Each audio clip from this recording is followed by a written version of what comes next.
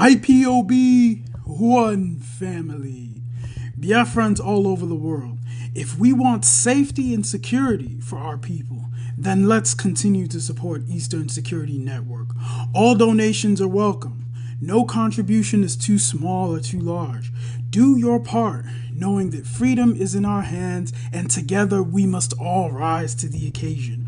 Go to our website to make your contribution, www.ipobinUSA.org/donate. And remember that freedom is not free, but together we restore it, farm by farm, forest by forest, house by house, and street by street.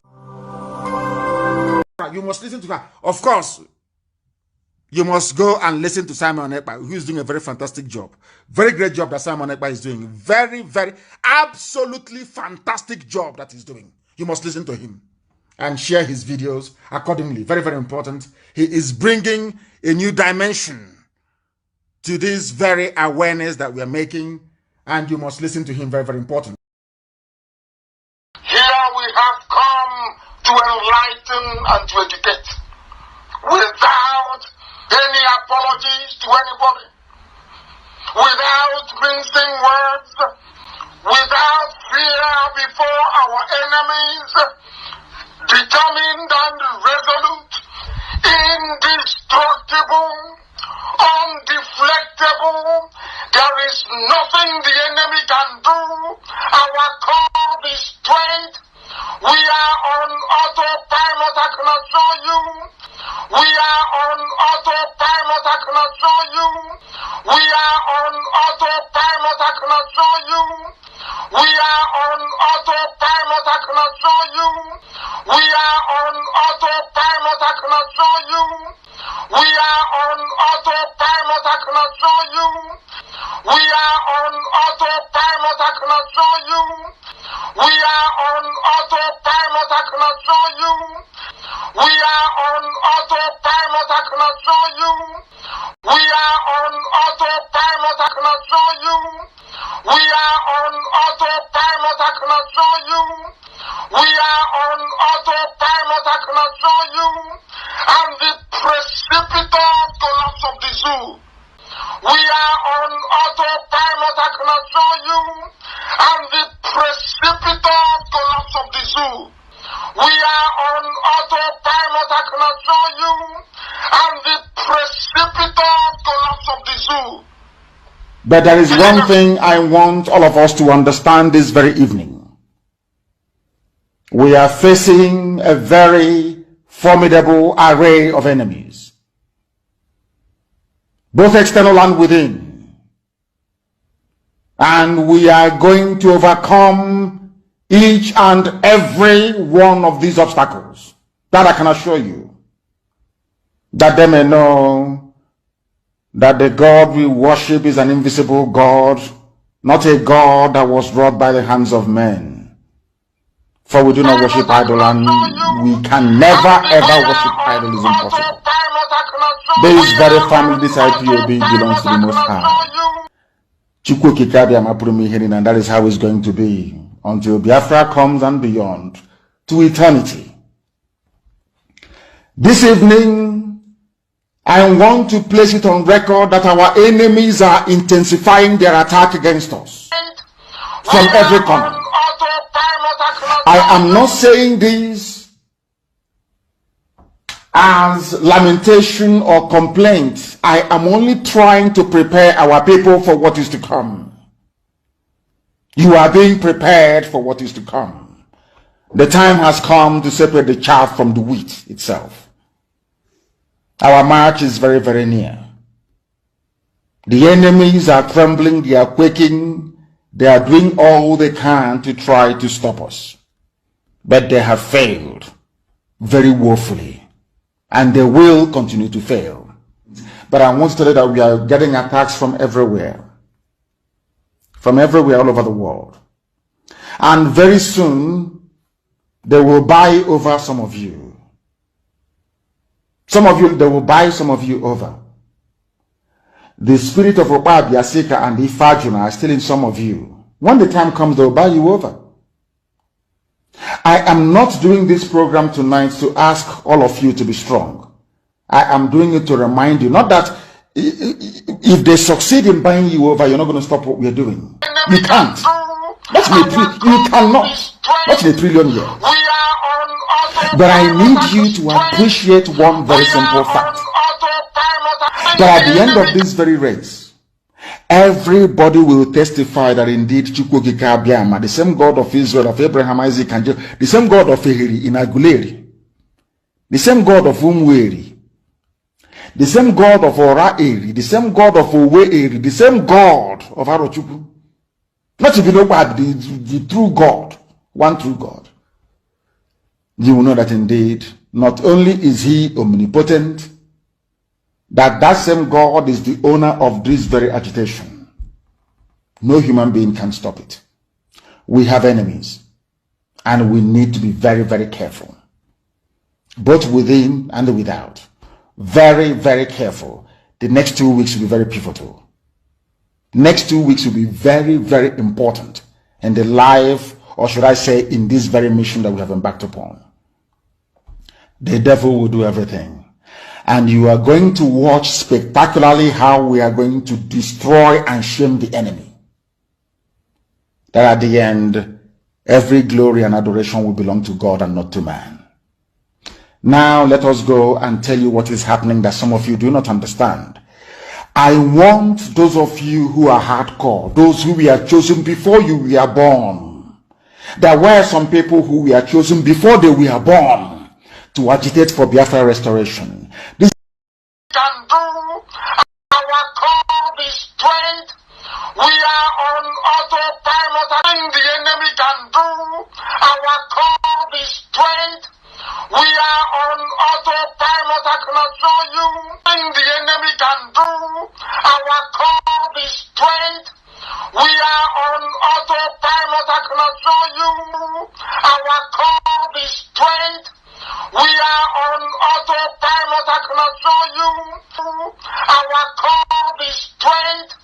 We are on autopilot, I can assure you. Message for you. Those who, from their mother's womb, they were born to do this very work. You must be very, very strong. Because Biafra will open the eyes of black people all over the world. Because Biafra will mean that blacks from America, blacks from the Caribbean, from Southern America, they will all flood into Africa. It will be like the time that Yeshua was born. Biafra is like a light, a beacon. They will follow it. They will say, let us go and see what is happening there. That is what these neo-colonialists do not want. They don't want Biafra to come. I am telling our people so they understand. The mountains, I didn't say one mountain, the mountains in front of us that we need to overcome. And for us to overcome it, we need to be very strong mentally, mental strength. Just like when you're doing anything in life, and it appears as if you are being buffeted from everywhere. That is the time that you no longer rely on willpower or your muscles. You go to your brain to endure and to persevere and to keep going until you overcome. That is the stage we are in right now. To make sure that our brain is in gear to confront everything the Janjaweed has to throw at us. We don't have money. Their budget is over $20 billion to fight us. They can bribe Facebook. They can buy them off. They can do anything they like. They can come to some of you and bribe you off. They can promise you what you've never had before. They can give you maybe a house in Dubai. They can promise you a vehicle. They can tell you, oh, we'll make you vice president. They can promise you anything to make sure that you're like them. But this very IPOB, this very hardcore is not going to move. And I will tell you why we can't move. And do our God is strength. We are on autopilot, I can assure you. We are on autopilot, I can assure you. We are on autopilot, I can assure you. We are on autopilot, I can assure you. And the precipitous collapse of the zoo is inevitable. Absolutely inevitable. The devil may... Here we have come to to enlighten and to educate, without any apologies to anybody, without mincing words, without fear before our enemies, determined and resolute, indestructible, undeflectable. There is nothing the enemy can do. Our call is straight. We are on autopilot, I can assure you. We are on autopilot, I can assure you. We are on autopilot, I can assure you. We are on autopilot, I can assure you. We are on autopilot, I can assure you. You must listen to her. Of course, you must go and listen to Simon Ekpa, who is doing a very fantastic job. Very great job that Simon Ekpa is doing. Very, very, absolutely fantastic job that he's doing. You must listen to him and share his videos accordingly. Very, very important. He is bringing a new dimension to this very awareness that we are making, and you must listen to him. Very, very important.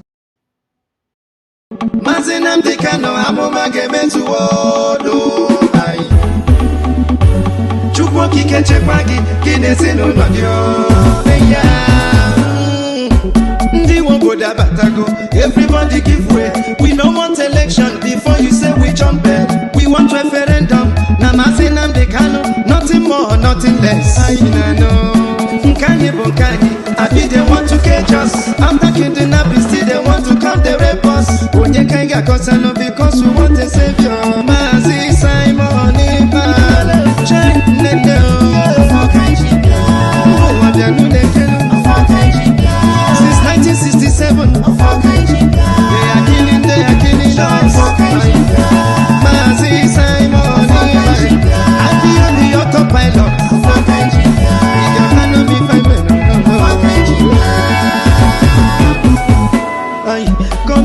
Comedy, they are acting. Suddenly we are dying. Anye kanonora, kanye kunyanonora, kakeranyabo, no. Makani when him no be as they see me so. Which kind of election you are telling me so? Or you are to make I coach alone, I be you never know. Biafra, my people, we are going home.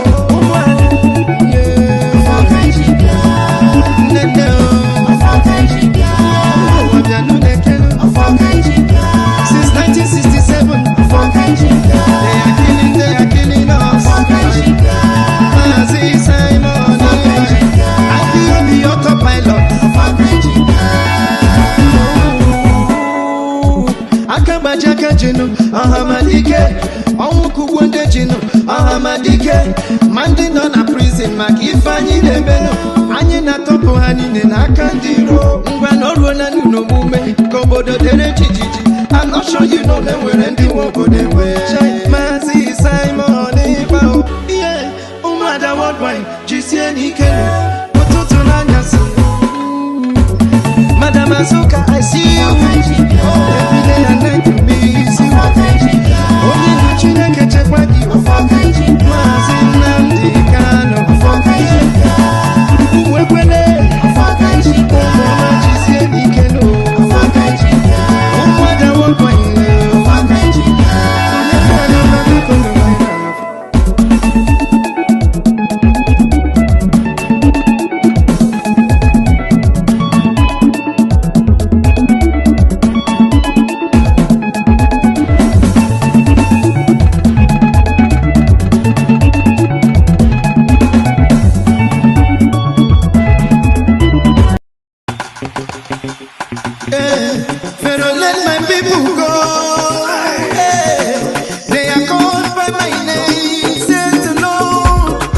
Biafralans, that is who we are. We don't want election in Biafraland. Chukubia no manyo. Chime, bige piene manyo. Chukwabia, Chukunyani Jabamba. Chukubiafra, Chimazina de Kano. You're not a man that will lie, you're not a man, no. You're not a God that was made by the hands of men. Anya biakotana, kesi bona mama. Anya taga fafo biko mera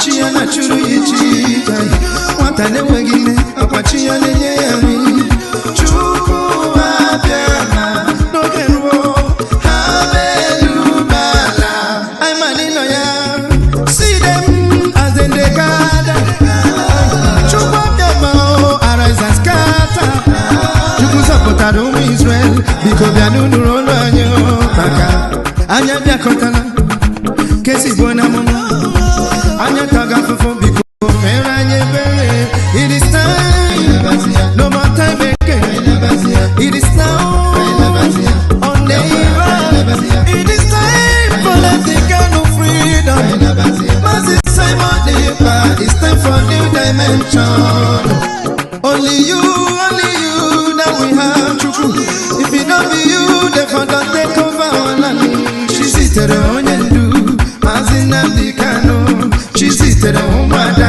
Lekwano Omani Chandene Maga Biafra The dragon walk on my side Happy worldwide We are saying You're not a man that will lie You're a man, no You're not a God that was made by the hands of men Anya Biakotalano Kesi Buamuma Anya Taga Fafunu Biko Mera Jebere It is time Honorable Chasa Tuka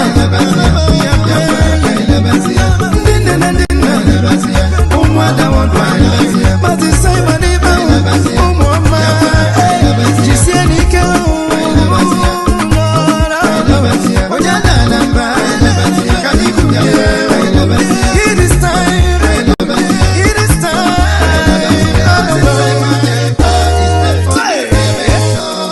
Biafra is the last miracle on earth. We are changing, yeah. Freedom they cannot now, Kobodo Derechi. We freedom they cannot now to put the wallet, yeah. We are changing, yeah, cause when about we are getting ready, cause I'm following the better love it. I don't tell us so what they want. Ebe haji chika donye mbani Ebu change ike change ukepu Nakale wa face ichisi tumepepu Ebelebe iya No time Yabo tuba MAZI Simon Deepa I say ebelebe We don't say Ose tigo We are changing again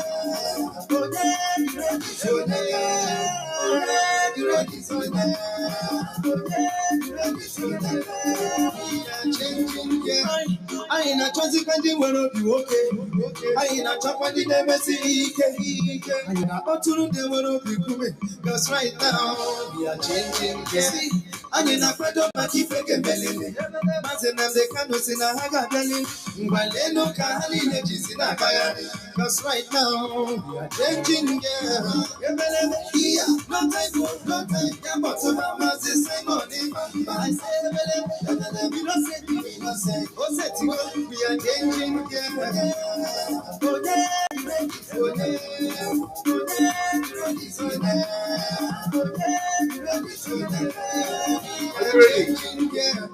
Make we support to ESA. I just try not to tell a story. Because my tongue is gossiping. Because right now we are changing. Yeah. See, I ain't a fuck on the Simon Deepa. You won't give me a bunch of fucking no more. I be out of my lot to right now we are changing. Yeah. No time. Yeah, but to MAZI Simon Deepa I say, we don't say. We are changing.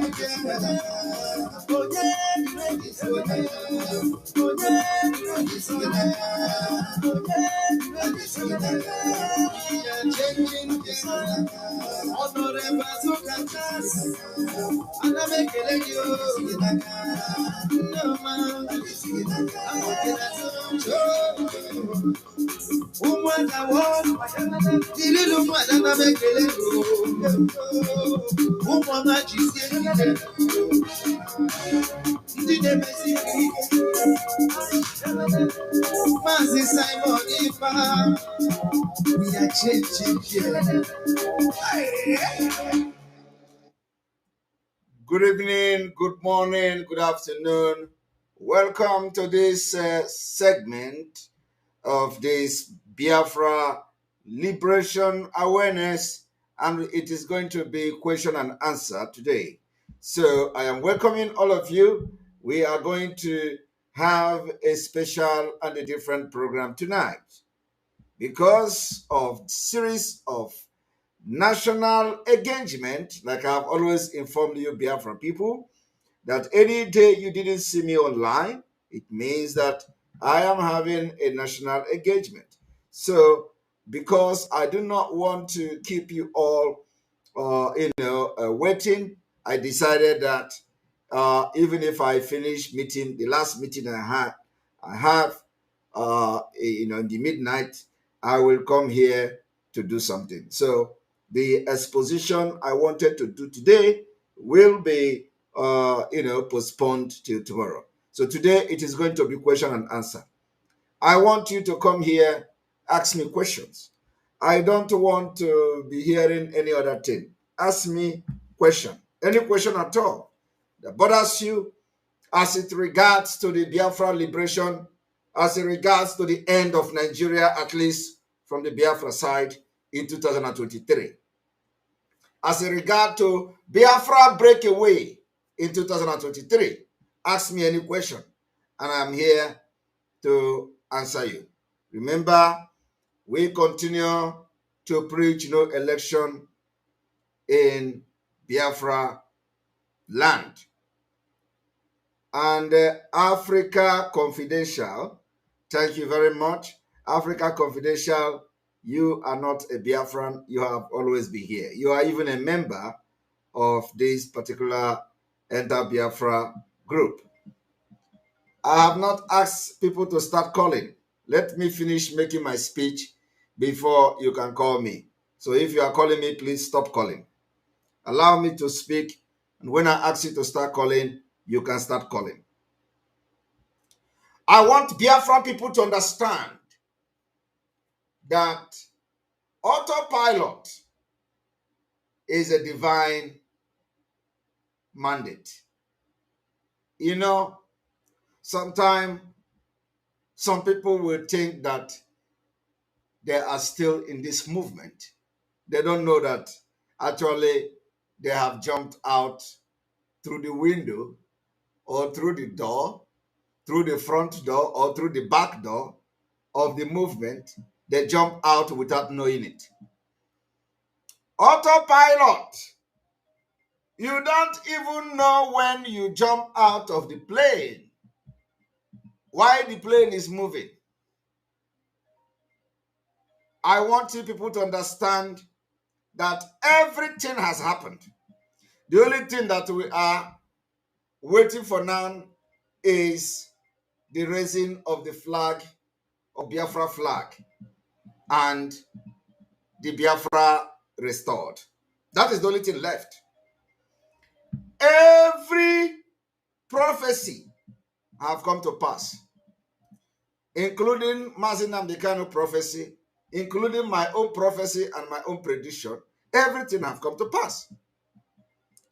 I told you people some time ago that I take word from the heart of MAZI Namdekano. I don't know how many of you remember that. I said, whatever I do, I take word from the heart of MAZI Namdekano. And let me make it clear today, for those who do not understand what we are doing. Because I watched somebody crying. I watched somebody crying on social media. I have cried. I have cried too. I have cried on this platform maybe twice or 3 times or even more. The one you don't know, the one you know. During the time I cried was the time I saw many things I didn't know. was happening in this Biafra movement. A lot of people, they insulted me. This E-rat, sewage rat, they insulted me. They make mockery of me. Like the one in Turkey, he said, Simon, you have not started crying. He coming to shed tear, crying on social media. Then I have not responded to their attack against me. So I watched all of them. And the reason I cried on program is not because I'm a weak man, okay? But because what I saw, because of what I saw, that some of them know, but because they are part of it, and many people don't know, that was what made me cry. I looked at MAZI Nnamdi Kanu. I looked at what I have seen. I came online. I couldn't hold myself. I cried.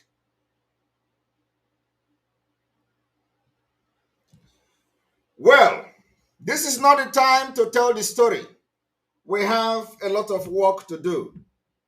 But I want to remind you people today that those crying today are not crying because they love MAZI Nnamdi Kanu. No. They are not crying because they love MAZI Nnamdi Kanu. They are not crying because, they want to protect MAZI Nnamdi Kanu's legacy. No. They are crying because there is something they are not getting anymore. When I cried, I did not cry because there is something I was getting and I'm not getting it again. I cried as somebody who loved not just this movement. I cried as somebody who really came out to sacrifice everything, including everything, including my name, integrity, and everything, to sacrifice it because I believe that with what I saw in MAZI Nnamdi Kanu, Biafra will come. So I came. But what I saw after they sold MAZI Nnamdi Kanu was not what I saw before joining the struggle. And all of you could remember that I said, anything I put my hand, if it is not working, I will make it work. That is just me. I told you people that I'm on Sofia, that place where there is no road, I will put road there. That is me. If you have followed our program for a very long time, you will know that I used to say that I am on Sofia. For those who understand what it means in Igbo language.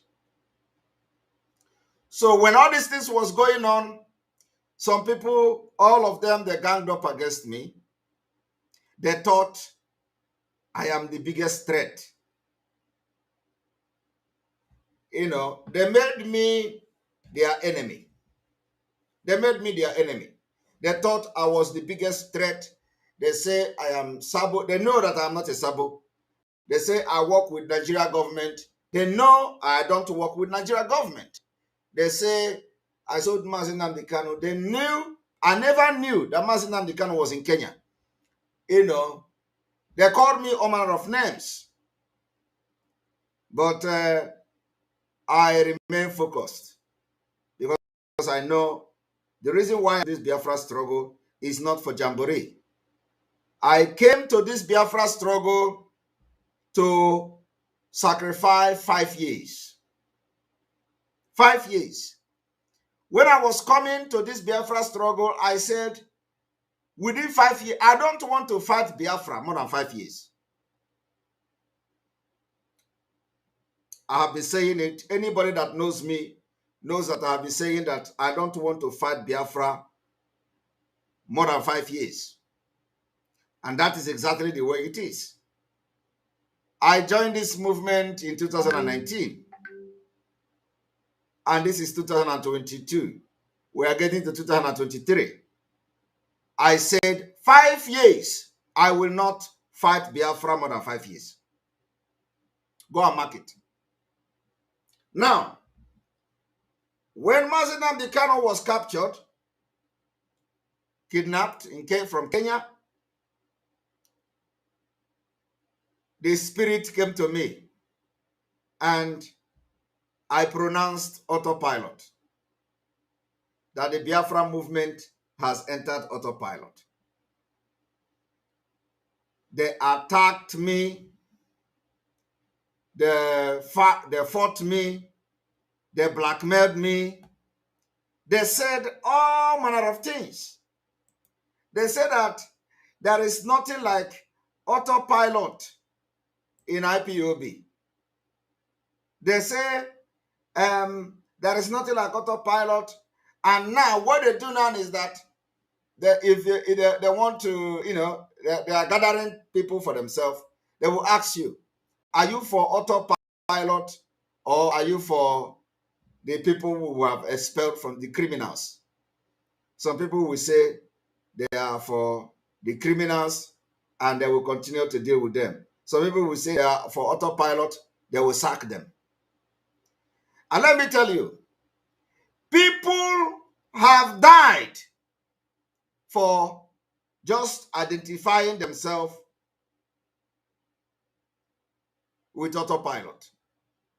They have announced the name of commanders, and after announcing their name on Radio Biafra, they killed them for just the commanders identifying with autopilot. Let me tell you, it is not because they didn't know that Mazi Nnamdi Kanu declared autopilot in 2020. It is because they are evil. It is because they want Mazi Nnamdi Kanu dead.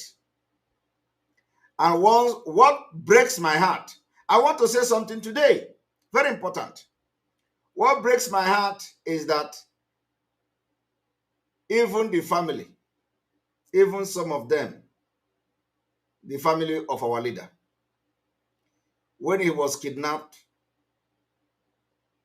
some of them were keeping in contact with me. And as they struggle for whatever interest I do not know, those who were in contact, they started to distance themselves. I look at them and laugh. Because if you are not genuine, you can never identify yourself with me. So, I told them,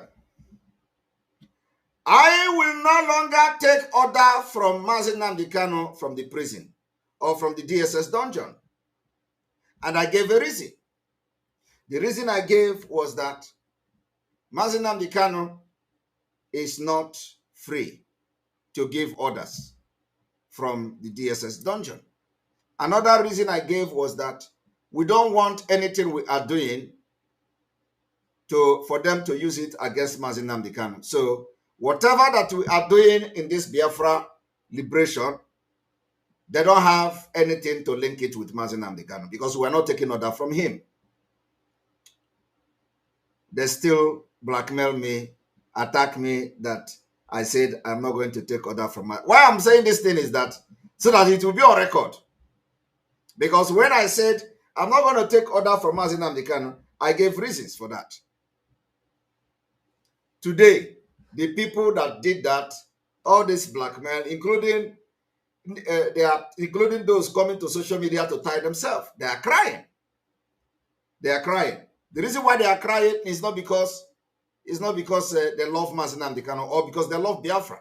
They are crying because there is something they are not getting anymore. There is something they lose. But when I cried, I didn't lose anything. When I cried out of passion for this Biafra. I cried out of love. I cried because Mazi Nnamdi Kanu surrounded himself with criminals. And you know, I don't attack people when I'm not ready. So, One thing is this. Before we get to next year or even the end of this year, all of you, those criminals, will have nowhere to go. And mark my word. They will have nowhere to go. So, Biafra people, they follow MAZI Nnamdi Kanu. They pretend to listen to his broadcast. Every day, MAZI Nnamdi Kanu is on air. They say, oh, MAZI Nnamdi Kanu is broadcasting. It's coming online. Tune on, tune on. Some people will come to monitor whether Simon EKPA is broadcasting where MAZI Nnamdi Kanu was broadcasting.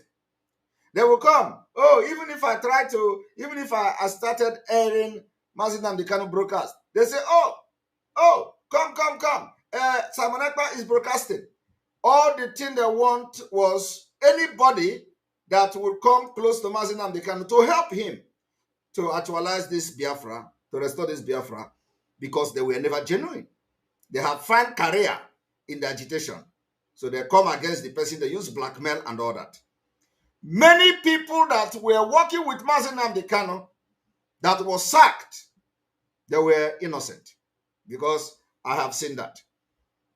Many of them were innocent of what they accused them of. I am telling you, many of them. And those who were sacked because of this accusation, if they are still in the spirit of Biafra, they will also come back at the end. Many of them that have many things to offer for Biafra restoration, because the time has come. We need to work on many sectors of Biafra government. So we need people who have something upstairs to be part of it. So many of them have many things to offer. These people who want to make Biafra their career, they chase them away. They are all this stout, agro. When they come to Radio Biafra, they will, they will be shouting and barking like dogs. So, because they believe that it is only them with their fake agitating will get Biafra. MAZI Nnamdi Kanu cannot get Biafra alone. He need me, he need you. He need many people who are genuine to get Biafra. Now, they kidnap him from Kenya. He can't bring himself out. He need people to help to bring him out. He need me, he need you. He need even those that they have blackmailed out of the movement. He need many of them. All they do is to blackmail anybody who they feel is a threat to their career. Today, they are crying. I want to tell you again that I take word from the heart of MAZI Nnamdi Kanu. So we are going to listen to the declaration of autopilot. Now, the question you should be asking yourself, look back how they insulted us about autopilot. Look back how they, blackmailed us about autopilot. You find out that everything MAZI Nnamdi Kanu have done, they fought against it. They have fought against Eastern Security Network. As I'm talking to you today, Eastern Security Network is intact and Eastern Security Network is not under the command of anybody from these criminals. We are taking care of the Eastern Security Network going forward. There has been a new, formations. There have been more designed template. We have overhauled everything. How Eastern Security Network will be taken care of going forward. We have data. We have created data. So anybody coming to tell you that they are in charge of Eastern Security Network, they are criminals. They are liars. We are going to fund Eastern Security Network and we will support them and provide them everything they need to secure our land. So anywhere anybody comes to tell you that Eastern Security Network doesn't know Simon EKPA or does not know autopilot, they are all criminals. We have taken charge of the Eastern Security Network. The entire Eastern Security Network in entire Biafra land, we have taken charge. And we are going to provide everything they need going forward. Let me tell you one thing.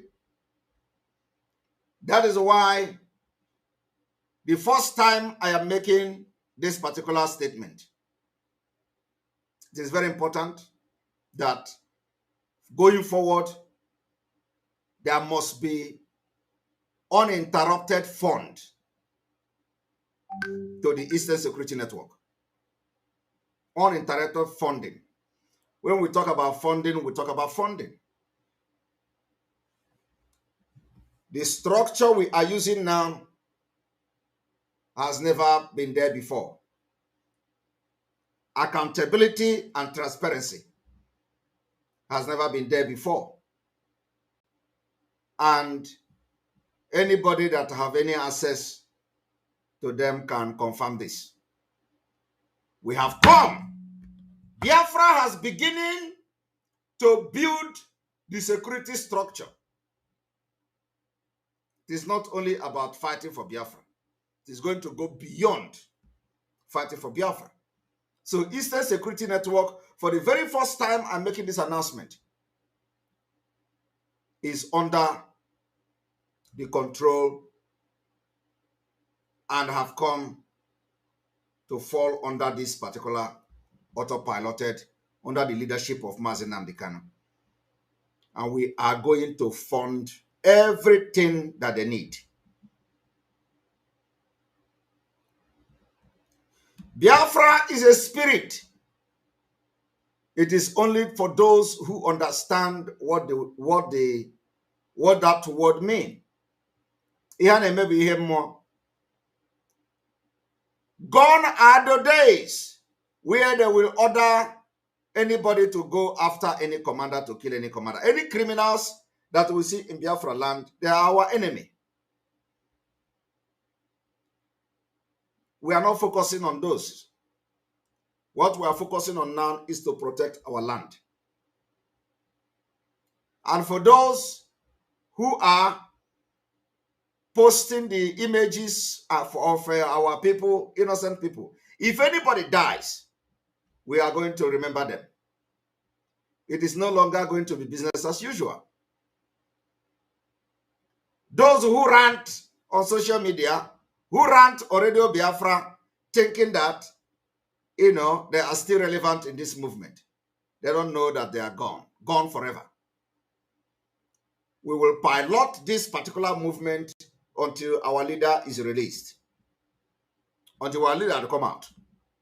And those who say they want to scatter Biafra movement, I am telling you today that what you don't know is bigger than you. Nobody can destroy this Biafra movement. Nobody. That is why when MAZI Nnamdi Kanu was talking in parable, some of them who claim to follow him, they don't know. They don't know what he's saying. Because they are all evil. They are all criminals. They never supported MAZI Nnamdi Kanu in their pure heart. So today, everything is coming very clear. They have come to understand that when MAZI Nnamdi Kanu say, it will take you 100 years to penetrate IPOB. This is what we are talking about. When they thought that they have destroyed everything, autopilot is here. Because it is more than spiritual. And that is why, even if we make mistake, it will be in our favor. Because it is ordained by God for Biafra to come. And this particular autopilot will restore Biafra next year. Go and mark it. Biafra will be restored in 2023. If it didn't happen, it will be the open and the beginning of Biafra. But I'm assuring you that this movement will restore Biafra in 2023. Go and mark my word. And I have always told you people, I know the day Biafra will come. Do you know when the first time I made that statement? Last year. They attacked me on social media. They blackmail my name. They say, oh, please, if he know when Biafra will come, why are we wasting our time? Please, let him just tell us so that everybody will go and sleep. They say, oh, MAZI Nnamdi Kanu don't even know when Biafra will come. It is you. Who told you that MAZI Nnamdi Kanu don't know? Did he tell you that he don't know? Well, let me tell you, I know the day Biafra will come. We are going to make it possible. This Biafra movement is real. Those of you who have come and you have made Biafra agitation your career, sorry, you have been kicked out of the movement. You are only going to struggle between now and September, October, and we will hear of you no more. Those of you that are crying today, if you are spiritual, like you claim, you could have asked question about Simon Ekpa. Should have consulted that whatever you worship. Ask question about Simon Ekpa. Is this Simon Ekpa real? Is this Simon Ekpa fake? Is this Simon Ekpa genuine? Is this Simon Ekpa really supporting MAZI Nnamdi Kanu? You should have gone to all this your Dibia and all this your Oracle to consult them and ask them question. But you didn't do that. All you do is to come on social media to call me criminals. You call me criminal, you call me a fraudster, you call me a blackmailer, you call me this, you call me that. And let me tell you, one of the women was contacting one of the Umada. Simon, that Simon, if we tell you what we know about that Simon, if you know what we know about that Simon, and this is a woman that I have had meeting with. If we tell you what you know, tell them what you know about this Simon. If we tell you what we know about this Simon, tell them what you know about that Simon. And what the member of the woman that now asked the woman, can you tell us what you know about this Simon? The woman said, do you know what Simon did? Simon hijacked Umeri account. Simon hijacked the website and changed the website account and put his own account. And of course, for somebody who is not an insider, who is not a member of Umada, the person will be saying, wow. But it happens that the woman, the member of Umada, knows exactly what we have done. And I was telling her, you see, this is how they go and blackmail people. So, these are the problems. They tell you Simon Ekpa is this, Simon Ekpa is that. Tell them what Simon Ekpa have done. That's why we can come. I will expose you for 1 year. I'll be waiting for somebody to expose me. Nobody have come to expose me. I have exposed everybody. I've exposed, including the one that went to Juju. I've exposed them. I am waiting for anybody to come to expose me. Nobody have been able to do that. And I said, I did not only ask them, I said, any day you see, bring a voice message, recorded voice, where I am discussing with any politician about Nigeria. Bring it. Bring text message where I am discussing with any politician in Nigeria. Bring it. They have not brought anything. I have been asking and challenging all of them. Every day somebody will wear coat like monkey, come to social media. If you know what I know about Simon Ekpa, I am going to do this. I am going to do that. Yet, they have not exposed me. Even the one that the nakedness is on social media, They have not exposed. I'm waiting for them.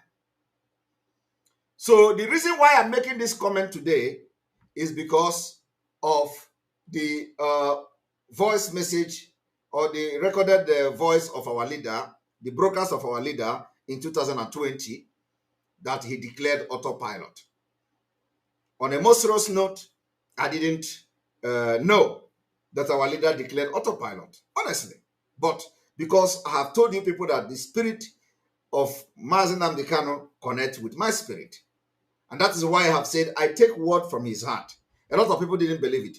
I must give credit to this autopilot media person.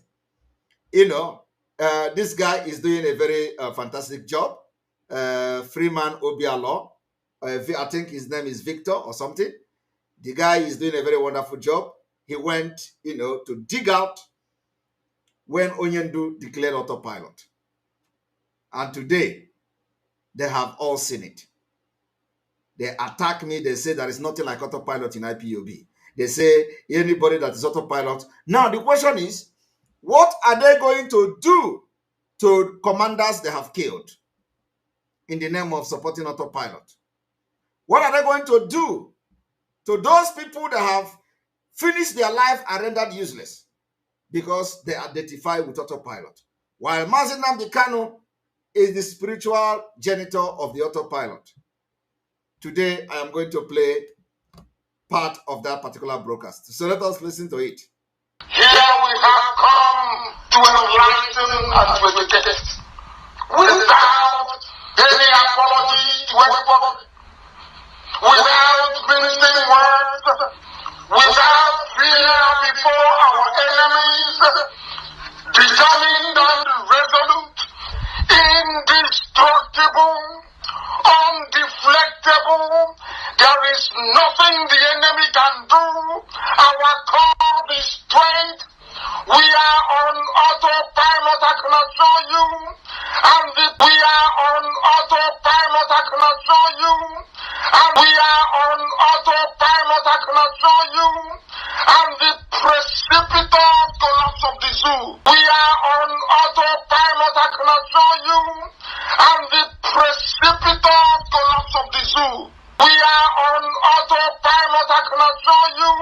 And the precipitous collapse of the zoo. We are on autopilot, I can assure you. And the precipitous collapse of the zoo. We are on autopilot, I can assure you. And the precipitous collapse of the zoo. We are on autopilot, I can assure you. And the precipitous collapse of the zoo. We are in autopilot. We are in autopilot, I can assure you. That was our leader, MAZI Nnamdi Kanu. A prophecy. In 2020, an autopilot was pronounced by me in 2021. Today, this broadcast is out. I can assure you. That is why whatever they do against autopilot, they failed. Because they don't know the spirit behind autopilot. They don't know the spirit behind the movement. Autopilot was anointed by MAZI Nnamdi Kanu. So every decision we make today is under the anointing. I am telling you the fact. That is why we are doing unimaginable things. That is why we have been able to do many things within 1 year. Within 1 year, we have created radio. Within 1 year, we have chased criminals out of the movement. Within 1 year, we have rebranded everything. Within 1 year, we have taken charge of the all Eastern Security Network everywhere in Biafra land. Within 1 year, we have united Biafra agitators. Within 1 year, groups of Biafra movement are coming together under autopilot because it is a divine mandate. And within 2 years, we are going to restore Biafra. And now we have spent 1 year. And next year is the second year. So within 2 years, this autopilot will restore Biafra. Go and mark my word. I am serious. So when you see us doing something that they have not done, all these criminals have not done for 10 years. All the money they have been contributing, they scam MAZI Nnamdi Kanu. They scam him. They tell him, oh, this is good, this is working. Nothing was working. They tell him this one is there, nothing was there. Everything, they scammed him from beginning to the end. Today, we have restored hope in our ESN. And they can feel it now. And of course, they should know that something is coming. They say ESN is not ESN don't receive money. Who is paying ESN? Nobody is going to pay ESN salary, but there is something we call welfare. They are entitled to welfare. That is what you do to volunteers. When people volunteer, you give them welfare. And we are going to make sure that we provide them with welfare, the welfare that is needed.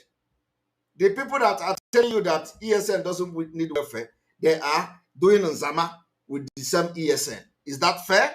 That is why everything they touch fails. The ESN personnel put their life on the line. And some people somewhere, somebody somewhere in Kuwait, a criminal, is eating fat. Has been eating fat. That is why their eyes are red. Their eyes are out. Because they never believe that we are going to end this their career. We have ended it. Their career, on you go pay. And if you continue to give them money, that is your money. Because some of them, what they do now is to have one group here, one group there, one group, one place there. You know, they'll be giving them small thing. Oh, take this. After 3 months, take this. After that month, take this. And these are the people they subject to degrading treatment. They don't take care of them. They don't ask about their welfare. They don't give them food. Nothing.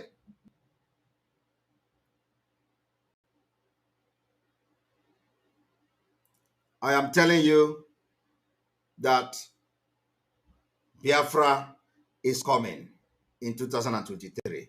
I am telling you this night that our Eastern Security Network is intact.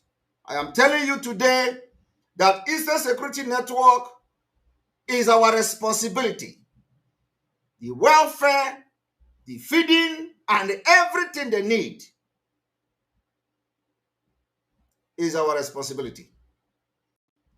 Game have changed. If you don't know that, you know it now. Sheriff also have changed until MAZI Nnamdi Kanu comes out. Eastern Security Network will be pampered. If they are listening to me, some of them, they will be pampered. We are going to pamper them. They are the people that protect our land. Why these people are subjecting them to, you know, and they use under volunteer. Oh, they are volunteer. You don't give them money. You don't give them this. They are volunteer. Who told you that? Even some of them can't eat even twice a day. Some of them don't eat at all. That is how wicked these criminals that surrounded MAZI Nnamdi Kanu are. Criminals. How wicked they are. They don't feed our men. From down on, since, you know, we chase away the last criminals. There are other people that is still left. I want to tell you, this particular separating the chaff is still ongoing. We still have few people that is going to leave autopilot. And then we are good to go. Few people more to go.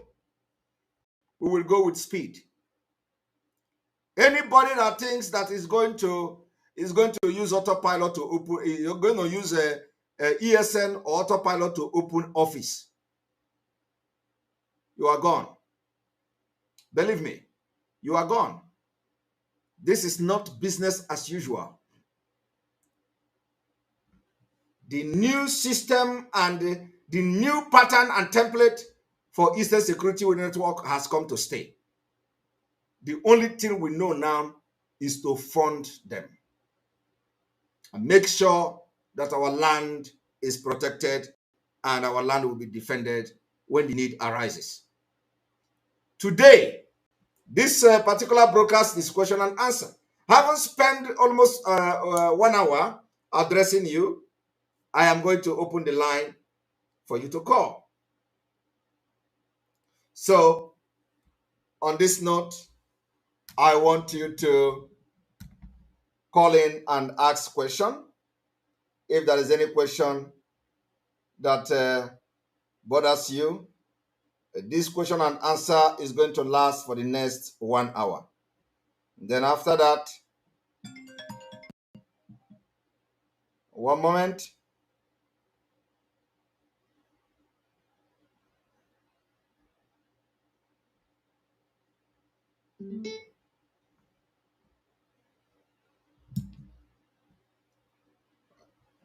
All right, welcome to the program. MAZI. Good evening. Good evening. Good evening, Ndewo. MAZI. Good evening. You have 2 minutes. I want question today. Yeah, MAZI, I want to ask you one question, please. I don't know if you have said such a thing in your program before, but I want to ask you because many people don't know this. Do you know that in Nigeria Constitution, is it true that in Nigeria Constitution and the paragraph what did they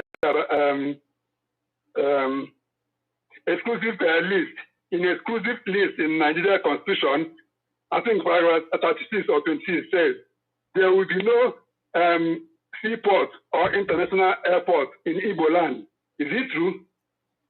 Well, I don't think that is directly that was like directly written or boldly written, like that will not be in Igbo land. What that exclusive list mean is that they made the law that you need to take permission, approval from the government to do certain things.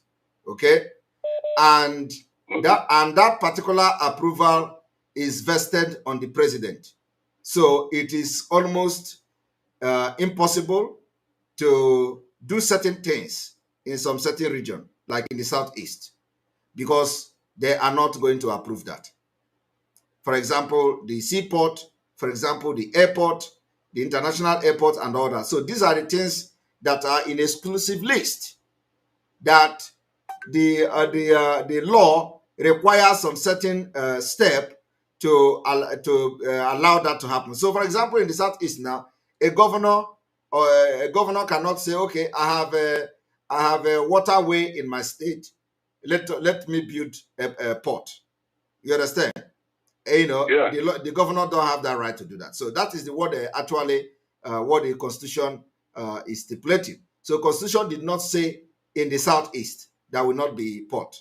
In the southeast there will not be airport. I don't think the Constitution will say a such thing, because then it is a direct attack. And no matter how bad the Constitution is, it cannot specifically say there will not be port in the southeast. Yeah, but they are not going to, like as you said, they are not going to say it direct, Yeah, of course. As you say now, that they are going to debate it. Like as you said, that they are going to, even if they bring it in the House of Assembly, right? You find out that even the Yorubas in the House of Assembly will kick against it. Listen, the House of Assembly is a state, but the House of Representative is the national. So the House of Assembly in Yoruba land don't have any power to. I mean in the federal, understand me? In the federal, in the House of Assembly, because they use such a thing to compensate Yoruba. I'm not that I'm against Yoruba people, but they use such a thing to compensate Yoruba. That is why anytime they bring that in there, they will kick against it. And tell me, how can P2B will sort out this type of problem?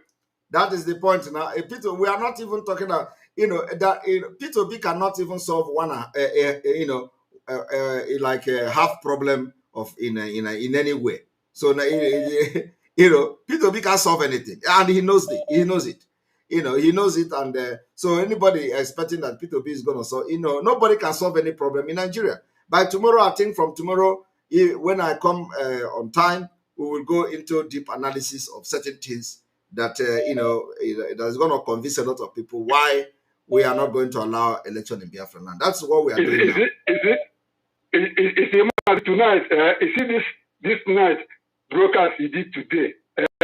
Have put many people on shame. You see this program, this MAZI broadcast he played today. Today, many people will not sleep today. This night, I'm telling you. Yes, I don't know the face they are going to use to come on social media after attacking autopilot. Well, MAZI, thank you very much for our good work. Okay? Thank you very much. Thank you very much. Thank you. All right, thanks. All right, welcome to the program.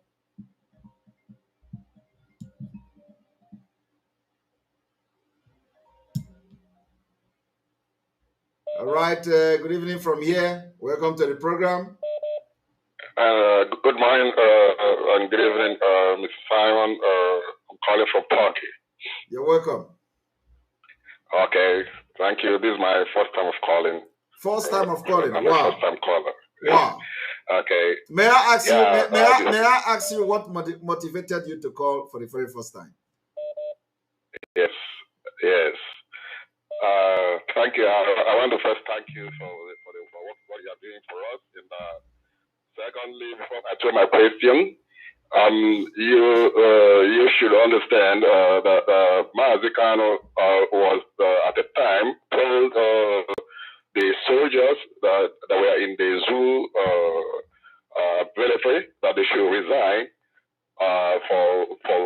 and can double their salaries. So about the people that are making noise all over the internet about the Eastern Security Network that are not supposed to be earning anything. So secondly, then I'll have to ask my question very first. Please, about the radio, which I think is a paramount thing that we should face now. And some of our states are already hearing from the voice of Biafra FM. So, and some other people are not hearing. So I'm suggesting, I'm just making this request. Apart from the people that you said you want people to volunteer to do it, is there any other way we can handle it? Because those people from other, like the coastal region area, since they can't, they're not coming up to do anything, is there any way we can handle this without waiting for individuals to do it, sir? That's what I want to ask, sir. Sorry, come again. Is there any way you can handle it with what individual? Sorry? I said, apart from waiting for individuals to do it, is there no other option that Biafrans can put the radios, the transmitters over there, those places that they have not gotten any radio there without waiting for individuals? Since they are not coming up, nobody is coming, because I think only about three states, 4 states now in East are still hearing from the radio. That's what I'm saying. Yes, actually, I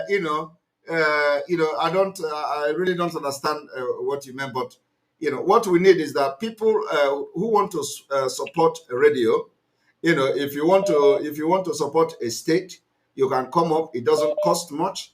But those who don't have what it takes to support one state can actually donate to the VOB through the website, the IPOB in USA.org/donate, and then choose general. So when you choose general as the option or the payment, the portal, you choose general, it goes directly to that VOB. So, and another thing is that even if you made a mistake and choose something else, you can send the receipt to me and say that you made a payment for Voice of Biafra. Then I will forward it to the appropriate, persons, and then that money will go to the Voice of Biafra. So you don't need to. It is not a must that individual will sponsor a state. Okay. I'm clear now. Thank you very much. I really thank you so much. I really appreciate. Thank you very much. I really appreciate. Thank you. Thank you. All right. 4 legs. All right. Good morning from here. All over their body. They don't wear shirts. Hello. And they have a tail. Hello. This one is not talking, so there is not a lot of noise there. So,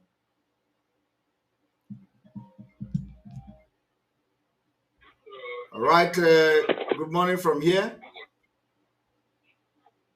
Good evening, Simon Edman. Yes, welcome to the program. Yeah, it's Pedro.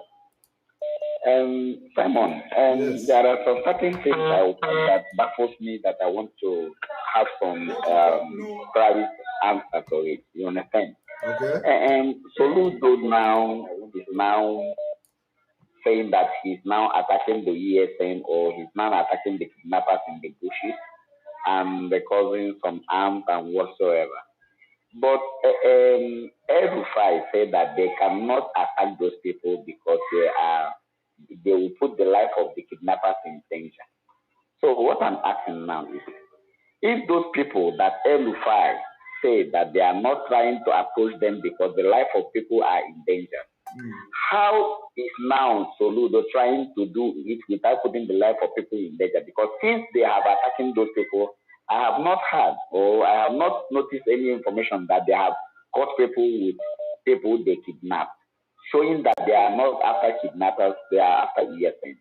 If there is kidnappers they are after, they should focus their aim on kidnap. So what I'm asking you now is, how do you take the thing that he's doing, saying that he's after the kidnappers, why he's after ESN, why El-Rufai, that has the whole opportunity to go after the kidnappers, say that he's not attacking the kidnappers because it will put the lives of people in danger? What do you have to say about it? Soludo is not, we don't, the kidnappers we have are the Fulanese. In Biafra land, and everybody have confessed to that.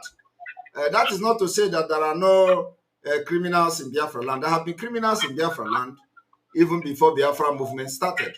So Soludo is not fighting any kidnappers. You know where the kidnappers are. The kidnappers are the military. The military know who they are. They shell them. When the prelate was kidnapped, the military were just 100 meters away from the kidnappers. So if Soludo want to fight kidnappers, you know where they are.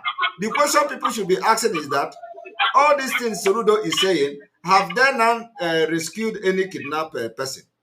Have you ever seen in the news that they went to that place, they say there are kidnappers, and they rescued anybody? That is what That is what I'm asking, because according to El-Rufai, he said that they're not after them because if they attack them, they will put the life of those that are being kidnapped in danger.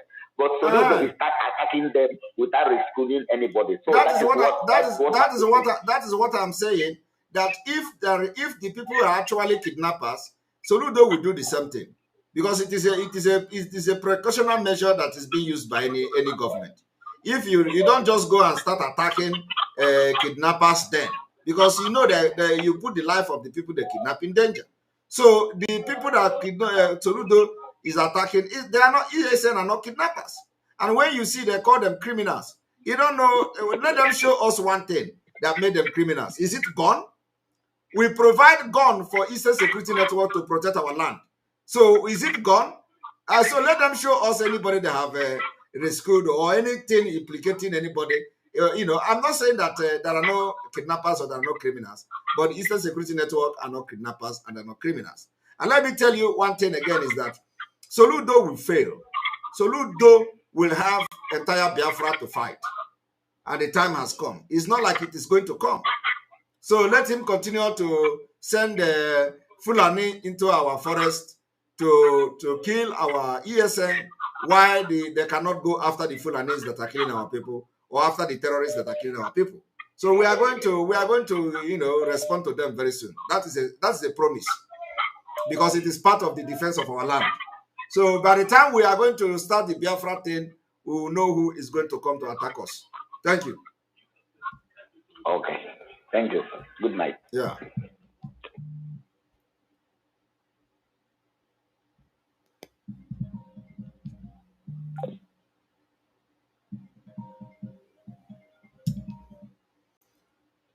Right. Good evening from here. Good evening, Mr. Simon. Welcome to the program. Thank you. I am calling from BIAFRALAND, quite precisely. You're welcome. In Ogwacha. Thank you. But this is my first time of calling you. Wow, you're welcome to the program. Thank you very much. Yeah. All we are saying is that we do election in BIAFRALAND. We have been preaching this gospel every day, no matter what, how people have been criticizing us. But one thing I want to tell you is that I got information yesterday about what is happening in my village in Ohafia. My sister called me that that our men have gone into the bush to after the Fulani, because last time we chased them out, it's like they are forced back to come back to attack our people against these Fulanis. Because last time when we chased them out, this good Lord body camp, their people are inside that body camp. They use them to begin to fight our people in Ohafia there. So I don't know, you have to do something about that area so that our people will also know what is happening. And again, what I want to ask you again is, I'm afraid for this no election or declaring of Biafra next year, our leader is still in the hands of the DSS. My brother, it will be taken care. We don't want to hear anybody telling us anything afraid. Our leader is there, and measures are being taken. So I don't want to discuss anything on that issue. Don't come here to tell us about afraid.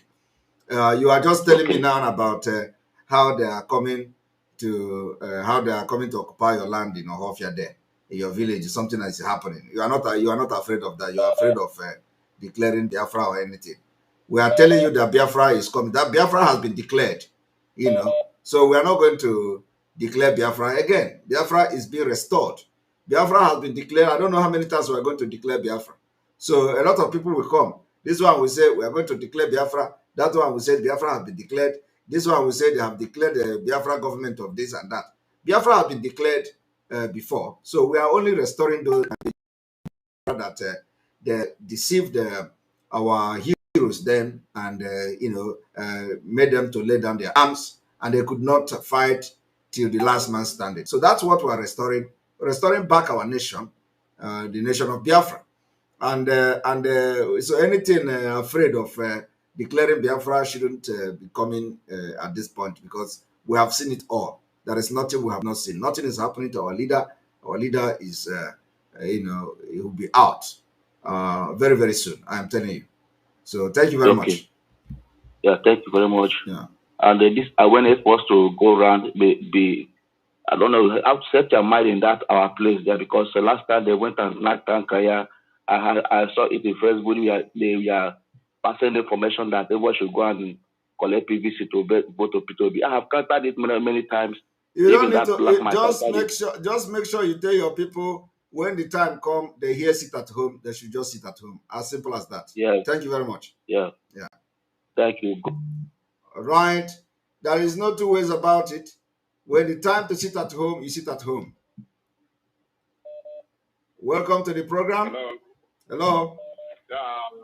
Glory be to God. This is my first time of getting you online.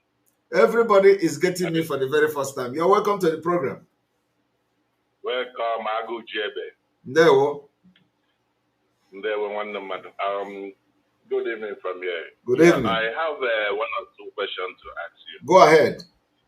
We've been broadcasting and announcing there won't be election 2023, right? Yes, in BIAFRALAND.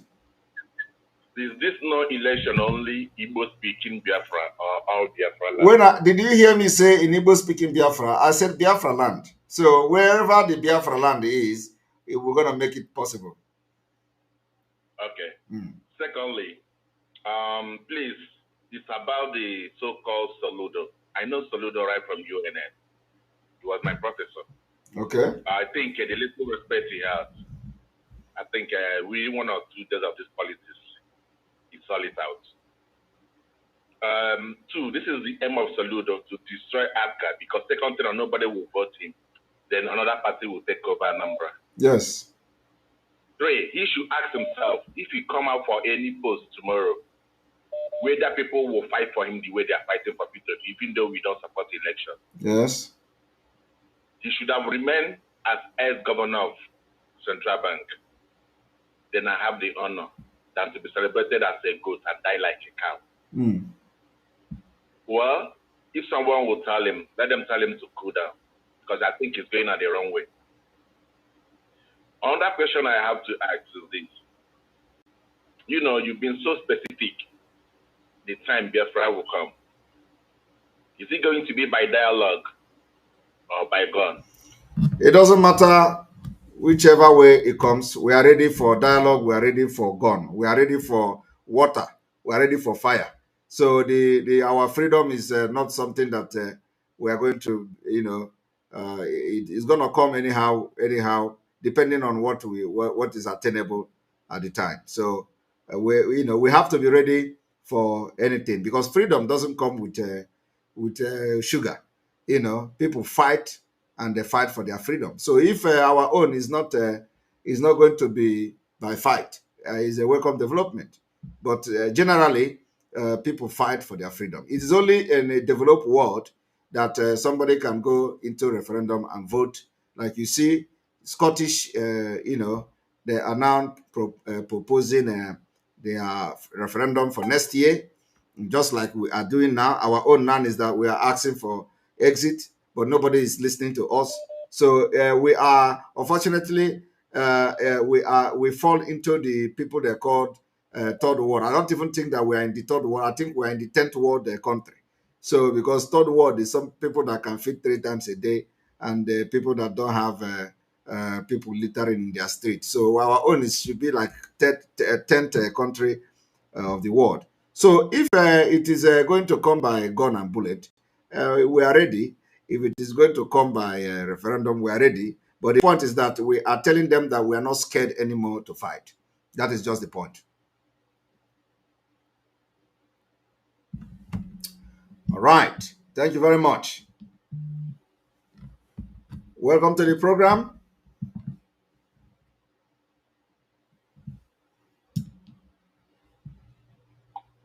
All right. Good evening from here. Hello. Good evening. I'm calling from BIAFRALAND. Yes, you're welcome. You don't need to say your name. Go ahead with your question. Okay. Samuel, I love you so much. I love you too. I like what you are doing. I love you too. That is why you people are the reason why we are doing this. So, Yes. we need to give you good life. We need to make you secure. I've been following you since let me say last year. You're welcome. Go ahead with your question. What I want to beg the autopilot and the IPOP worldwide, those people that stand for the truth, and in this defense of this no-election, because we are going to defend with everything we have, both in the sea and the land and the air. Understand? Yes. So I want our IPOP media, both our ESN, and to defend to the last, not in the time that we are going to lose gun or we are going to lose bullet. Understand? We have to prepare well so that in any way we need help, at least we are going to have an alternative.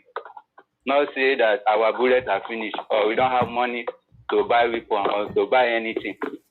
We have to come out with full force and prepared.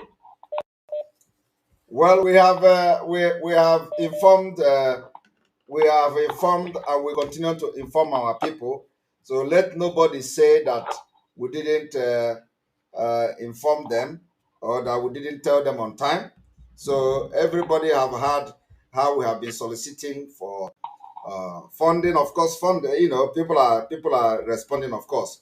But in a situation like this, nothing is ever enough. So it is better that we have excess of it than managing it. So nobody will come tomorrow to say we did not inform them that we want to protect our land. The issue is that the war is already in our doorstep. They are killing people in our land more than in Ukraine. This is a fact. They are killing people in our land more than in Somalia. This is a fact. Yes. In Imo State, I am telling you the fact. You can check the statistics. In Imo State, Biafrans that Nigeria people have killed are more than the people that died in Somalia. And as I'm talking to you today, and another thing I want to say that yes. Do you have alliance with another nation that can help? If I have alliance, I will not come here to start telling you about alliance. So yes, I don't ask for that, but it's very important. But you just ask it. But you just ask it now. Now you just ask if I have alliance. So you're expecting me to come and tell you the country that we have alliance with? No, I don't mean that. All right. So any other question? No. All right. Thank you very much.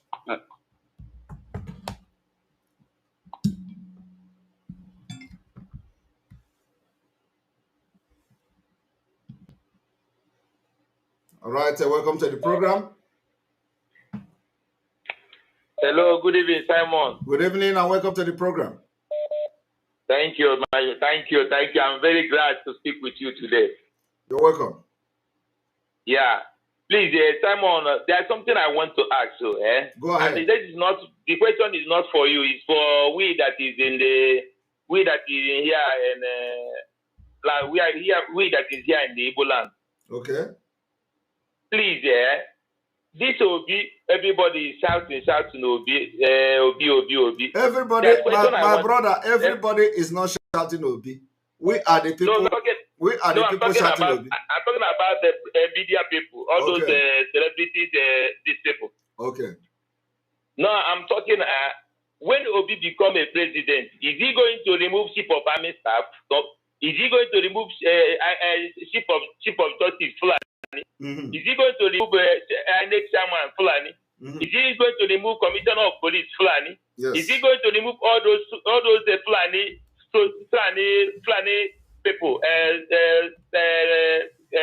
bandits that fool Abia, Ondo, all Eastern region inside the bush? Is he going to remove all of them? Is he going to remove all those repentant Boko Haram that is in Nigeria so that fool Obalo now, fool all Nigerians, all Eastern region now? Is he going to start from them, or is he going to make an Igbo man chief of army staff or chief of justice? I don't even understand why people are not reasoning well. Something that is very clear that even 150 people cannot make Nigeria good. Nigeria is already a third country. Let's all reason. This is the simple mathematics. How can somebody that did not even take care of even governorship, that even the road to his house is not okay? How can he rule Nigeria? If they just wanted to use this guy and draw us back, which is not going to happen. Let me tell you honestly speaking, this is time for we to choose our destiny, choose our destiny, to choose our future. Of course. This is not time for president or Nigeria is already gone. This is heavenly, the time that God gave us for us to be liberated. Yeah, this is when Israelite is in Babylon, there's a time for everything. In Exodus 3 verse 1, they say there's time for everything, and this is our time to be free. And maybe all those people that be thinking, or maybe person that paid for us, or maybe somebody see 500,000, 200,000 on his account, he may be thinking that everything is okay. Let us manage one Nigeria. No. Let us fight our future children. Let us fight for our future children. It's not much they will suffer like us. It's not much they will be slaves like us. Let us fight our future children. It's not much that every time people will be. Biafra is an ideology. It cannot go. Whether we teach them something about Biafra, we will not teach them. They will know there's something like Biafra, and they will still be suffering and fighting for it. Let us make this life to be easy for our future children. I don't know why our Igbo people are so difficult to understand things. This bit of it that they brought out now is for destruction. It's just like an enemy. It's just like a devil to an Igbo man. It's like a devil to Biafran people. It's like a devil. It's like an angel of destruction. I don't know even see the reason why we'll be talking about that kind of person. But only thing I assure you people that the ancestors, the gods of the land is with Biafran people, those autopilots. I believe that the gods of the land, the ancestors have possessed all genuine autopiloters. I'm not calling any person name, but all the genuine autopiloters, the gods of the land is with them. And this is the time. If you let me tell you something, let me do it as let me prophesy. Before this 2023, something that will cause not to be election will come. Not even this one you are saying safe. It will be easy for us safe. Something that will cause for this election not to happen will come. And it will not be from you, from Biafran side safe. It will be easy for us because the gods of our land have already realized. Because we are going to be free. When you not go to war, you cannot get up. You must go to war before you get your freedom. You cannot stay in Babylon and become freedom. No, you must go to war before you get freedom. And another one is that these evil people that are pointing hand and calling some people thank you very much. We have to bring some other people to ask their question. We appreciate you. You have made a very good point. Thank you very much. Thank you very much. But there's something I want to say that is very important too. Yeah, but you have not said it. You have not said it all this while.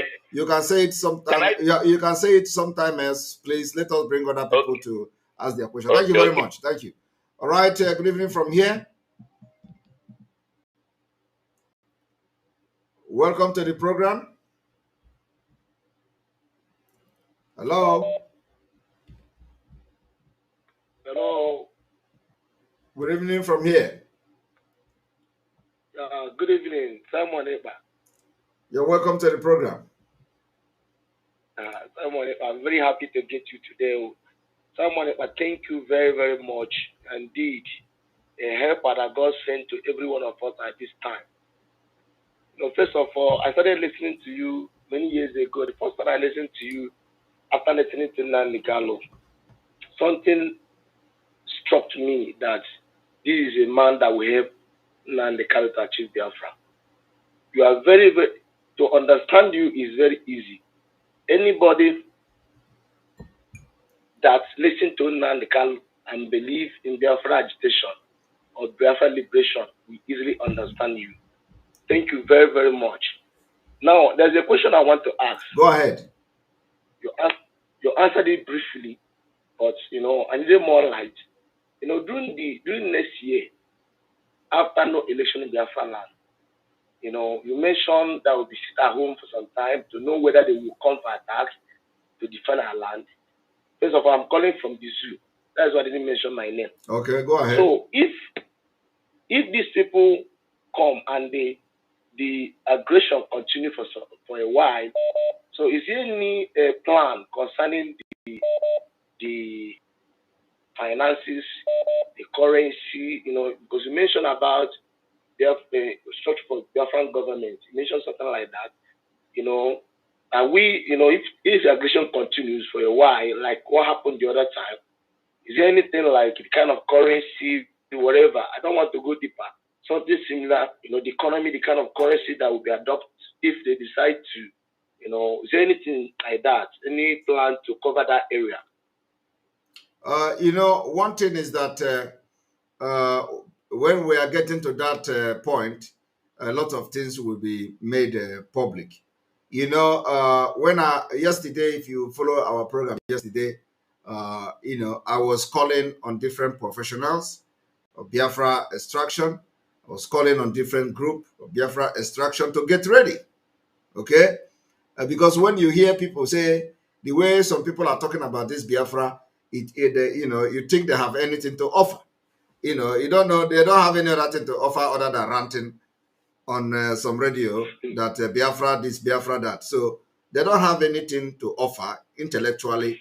They don't have anything to offer economically to this struggle other than ranting and, ordering people to be killed.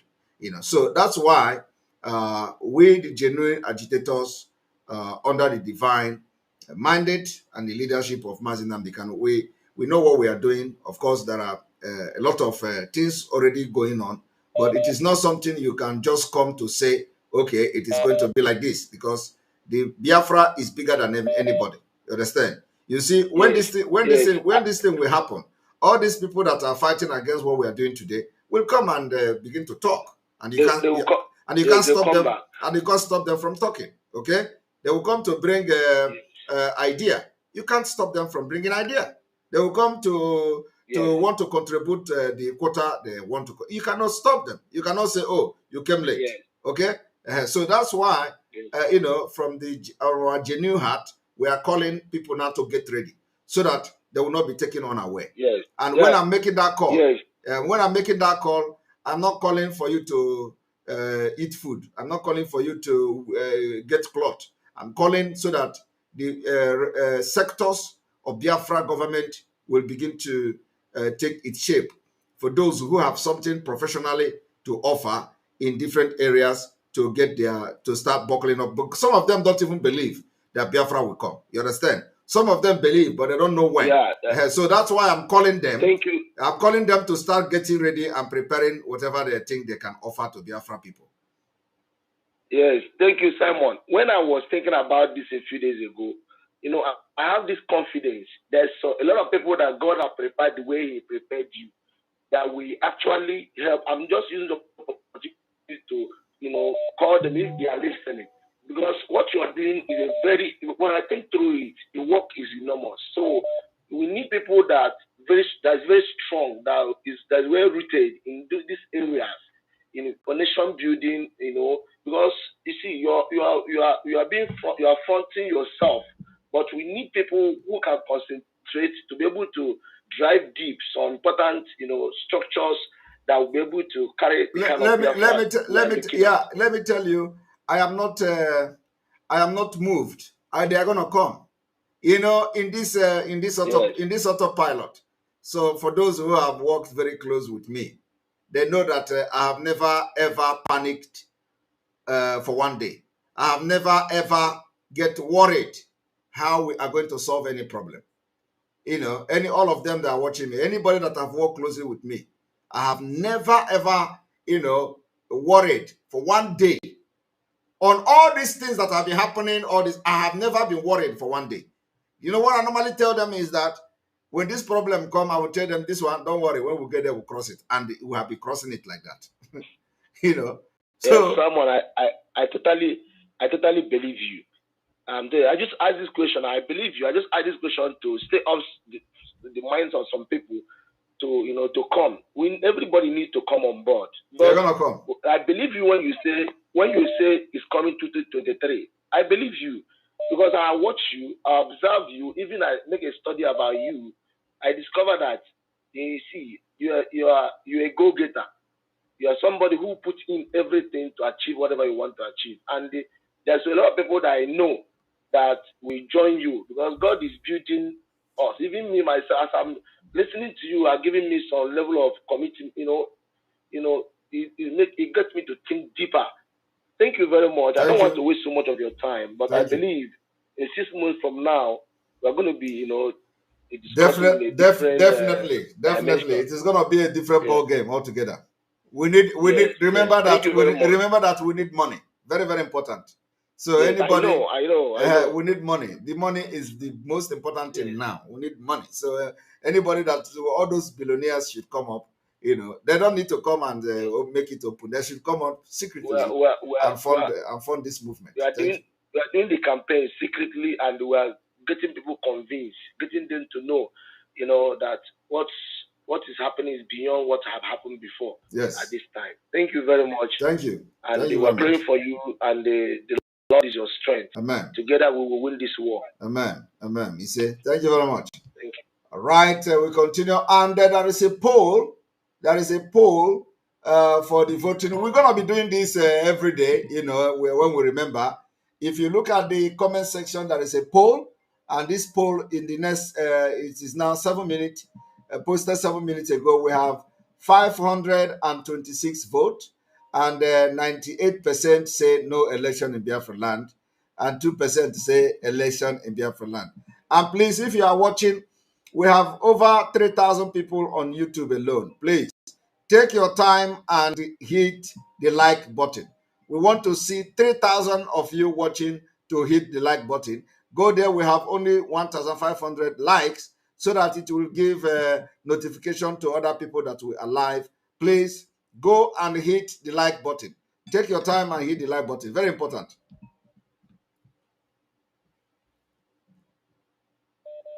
You're welcome to the program. Good morning from here.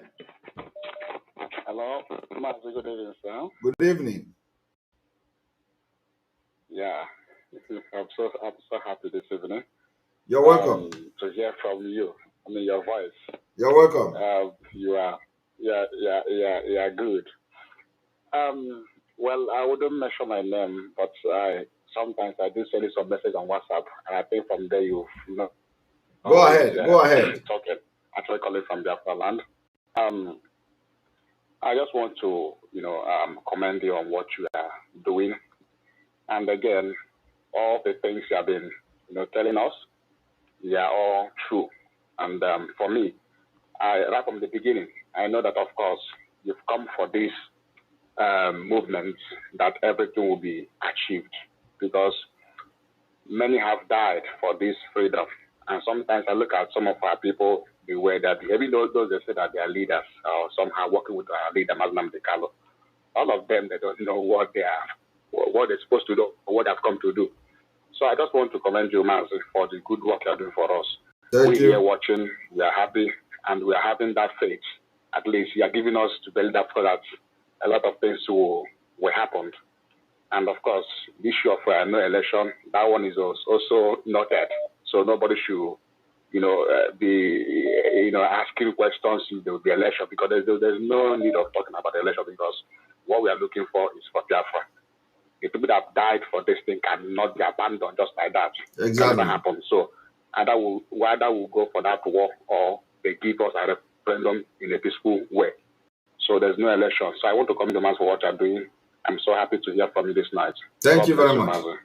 Thank you very much. Appreciate. All right, sir. Yeah, bye-bye. All right. Welcome to the program.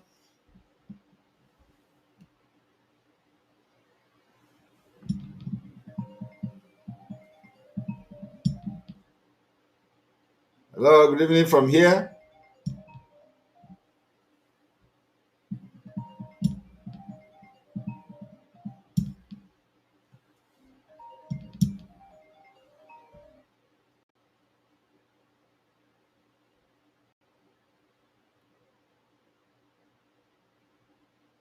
Welcome to the program.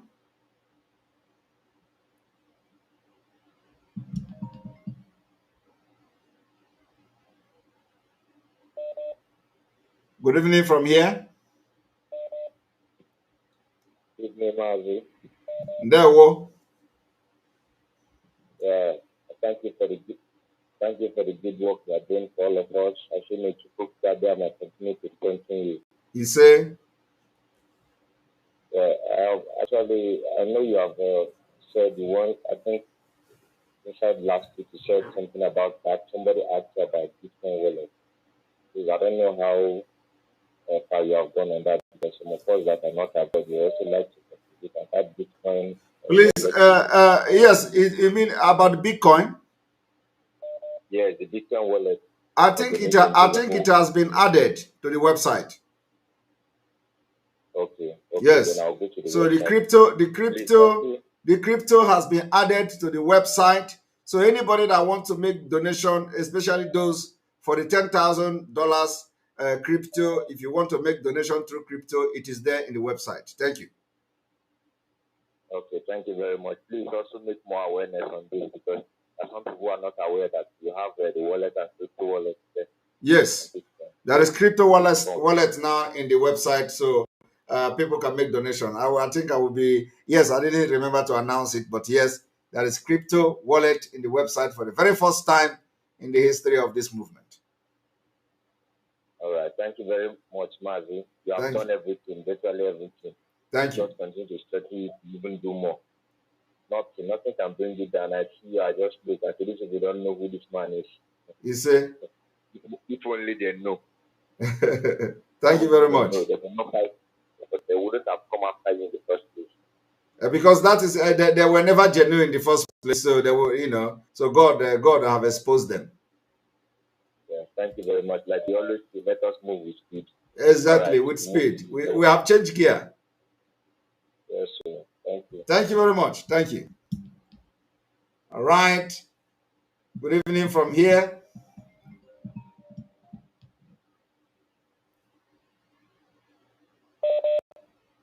Welcome to the program. Hello. Are you there? Hello? Yes. Welcome to the program. Yes. Good morning, Mr. Simon. Good morning from here.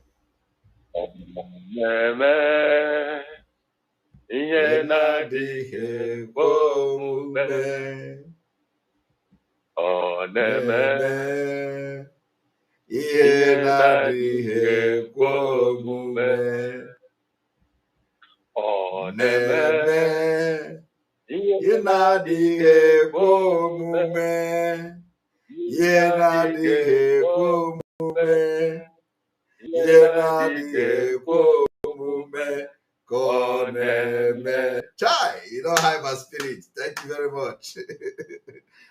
Right. Ise. Onye nwe m gọzie gị ka m hapụ ndị ọzọ ka ha na-akpọ. Wow. Anyị kwụ n'ihe a na-eme. No election in BIAFRALAND. Wow. Thank you very much. Thank you very much. I love this. Thank Thank you, my brother. Thank you. Ndewo. Love you. Ndewo.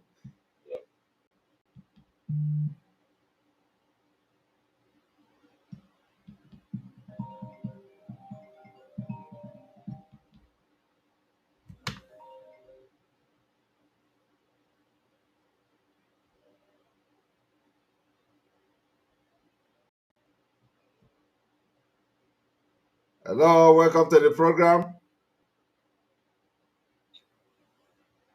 Hello. Brother Simon, good evening. Good evening from here. Yeah, good evening from here. Calling from Gambia. IK from Gambia. You're welcome to the program. Yes, first time of calling you. I'm happy to get you today online. First time. Always I've been trying but not picking. Wow. You're welcome. Yeah. What little thing I want to chip in is that I want to encourage my people, my Biafran people. Let them not be panicking of what to use and that everything will be in place when the time needs. Yes. Let them obey what Simon EKPA is telling them. So everything will be normal. I just want to encourage our people. Let them not be panicking. Just obey. And as they can see, the new fighter, Simon EKPA is calling every other agitators to come on board. He's not doing it alone, and he's not doing it by himself. Yes. And whatever Simon EKPA is doing is what MAZI and the Kanu would like to do if he's out. Yes. So let us focus and join Simon EKPA. Encourage him. When the time needs, our border will be secured. This fight, we are talking fight, is just to secure all our border, secure the air. That is all. But when the time needs, those things will be put in place. Let no one panic. Exactly. Thank you, my brother. Thank you, my brother. Thank you very much. I will be calling, since I've been trying to get you, but I could not get you. Since the first day you start this agitation, I've been following you. Until when autopilot was declared, which you are not even the one. You just said that Biafran struggle has entered the autopilot. Exactly. They start calling us autopiloters. And we accept the name they give us. Yes. The name is start disturbing them again. They start envying the name they give us. They are the one that call us autopiloters. Yes. You just mentioned that the Biafra agitators have entered. Biafran struggle has entered autopilot. They use it against us and start calling us autopiloters. Now we accept the name. The name will start beating them again. I don't know what to do to them again. Honestly. I don't know what we have done to them. Honestly. But I'm just encouraging you with you. And the Chukwu Okike, God of Biafra is with you. Nothing to worry. And I want to encourage our people, let them stop panicking and just be ready for things to come. Yes. Okay, thank you. Thank you very much. Thank you very much. I appreciate. And okay. And those asking for the number, I'm just sending the number now on. So you can see the number there. You can call that number. I don't know why this number calling me cannot connect.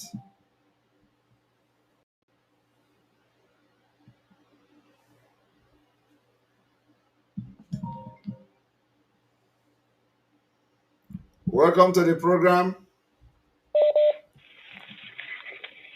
Good evening from here.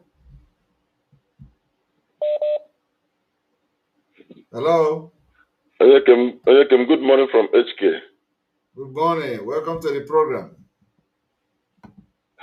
Ndewo. Nke na-achọ igwe ihe ọsọ. Ndewo. Ofu onye na-achụ DOS ọsọ. Adịrịghị na mma n'ụtụtụ, adịrịghị mma ihe, adịrịghị mma na mmadụ. Ise. Because I have a question. Go ahead. Yes, my question is, it will be like a praise, but I have a question after this. I bless your name for bringing ESN and other groups together under one umbrella. That is the best achievement of something that is beating my heart to be very happy. Which all these useless rats in the media they could not do. For bringing these people together, it's not easy. So, but I want to ask this question. Since now they have come together, so does it mean now that Autopilot is taking care of their finance and all their support, all their needs together? There is nothing like taking need or finance together. You know, the struggle for Biafra involves a lot of things. It is not all about finance and need.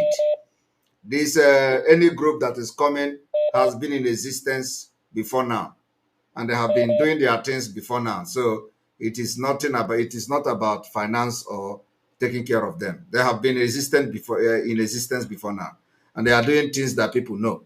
So anybody that is coming to join us today is coming because he knows that, or then the group knows that when you that is what we are. And of course, that does not mean that if there is need for us to support each other, we are not going to support each other. So it is going to be, if there is need to support each other, we are ready to support each other to make sure that we get the desired result. But any group that is coming together with us, they have been in existence and they have been doing their things, and we are not the one funding them in the first place before now. But if the need for support comes in and it has to do with the movement and going forward, yes, we are going to support each other. Not just us supporting them, but also them supporting us. So we're going to support each other when if the need arises. All right. Thank you for the clarification. So I have another question. Go ahead. Okay. My question is this. I don't know if it is possible, or is it possible for you, have it been possible for you to reach our big shots secretly for supporting of this movement? Not just coming on air, because I know some people would not like to come on air to support this movement. Is it possible to reach out to them through one means or the other, like people that know some of our big shots? You know what I'm talking about. I know. To reach them, not to come online to. Yes, we have been saying that. We have been saying it. We have said anybody who wants to support this movement can come and support us secretly. You don't need to, and you can reach out to any of the Umadas. You can reach out to me. The person can reach out to Umada. He can may be difficult somehow, but they can reach us to us. Let them just contact any of the Umada. There is what we call our privacy is top notch. It's not like what you see in the IPOB before. So if the person gets contact with any of the Umada, like Madam Ifi or Madam Azoka, and and the information are there available. So anybody that is interested to be part of the funding of this movement between now and December, because the most important thing now is between now and December. When we need these formidable things we need between now and December, and then after that, every other thing continues as normal. So if they come up now and contact either me or contact Madam Azoka or Madam Ifi or any of the Umuada and showed interest. You don't need to, when you contact Umuada, tell them that you want to speak to Umuada, you want to speak to Madam Azoka, or you want to be part, or you want to, to speak privately, to any of us, to me, for example, that, but you don't, so that the person can have more confidence and all that. And then we can reach to the person, him or her, and we'll start from there. And anything you do with us remains there. It doesn't go nowhere. So that is one thing we assure anybody that comes, because this is not about individual. This is not a group. This is about a nation of Biafra. Yes, about the nation. So anybody that is coming is not doing a service, is not doing anything to me or to anybody, but to himself and his generation and the unborn children. So the only thing we are doing now is that we have volunteered ourselves to be in the front line. So, and they should be happy to have genuine people now in this struggle that will restore Biafra next year. When I'm talking about this next year, people think I'm joking. It is not, my brother. This is not a joke. I know you. So this Biafra you see is coming next year. Whether they like it or not, and how it is going to happen, everybody will see it. How it is going to happen. And when we approach, as we approach September, as we approach November, as we approach December, you will be seeing Biafra. You'll be dreaming and you'll be seeing Biafra with what is going to be going on. So we are here, and okay. Some of the big shots I contacted, they tell me that it has been difficult for them to contact you. They told me like that. But what I want to request from you, is it possible for you to print your email address on or tag it when you are broadcasting, so that it will be there, so that people can always see especially your email address. You tag it to be there online, so that people will see, not just mention it on them, not your phone number, private number. Yes. I don't know if it is possible. You tag your email address. I will be doing that. Well, I must tell you that yes, it will be very difficult for people to contact me by WhatsApp or anything. But I think email, no matter how, I will still read it somehow. I will still read it. So if I see any email that is very important email that has to do with the funding of the ESN, that is the first email I will read. Believe me, because that is one of the things they told me, so that the identity and everything cannot be discussed with anybody. So they can contact you through the email. When you pin it here, it will be very easy for somebody to get it, not from demanding from anybody. So they will just see your email and send the information to your email direct. I will do that. I will update I will be updating the email will be here from tomorrow, and then I will also see whether the email will be on our Twitter page, so that people can see the email. That is very, very encouraging. And I want to tell you something. Yesterday, the person here, one person, one particular man who never believed in autopilot saw me yesterday. Do you know what he said? No. He called me. He said, "My brother, come, I'll buy you food." He bought me lunch and told me that now he has discovered why I always believe in autopilot. That is now in fact, that is now a chief of autopilot in this place. Are you serious? Well, I have taken more than 4 months to convince this man, that he was the person that called me yesterday. He bought me lunch and told me from now on that he is the chief of autopilot in this place. Wow. Well, we know that people they are going to know the truth very soon, and a lot of people are coming back, including those who have left the movement because of what was going on. You see, yesterday we received calls, and a lot of people are coming. So they are coming back. And we are expecting. He said he has come back to monitor what the DOS and all this chica nonsense and all them are doing. It's now he's believing his senses is coming back. He has just come back to refresh and take what the activities of what they are doing and come to watch your program. He is now believing. and watch the media of Autopilot, that everything that they are doing here is genuine. That these people have they don't come with any evidence in what they are doing. Thank you, my brother. Let me not waste much time. Thank you very much. Thank you for receiving my call. Thank and you.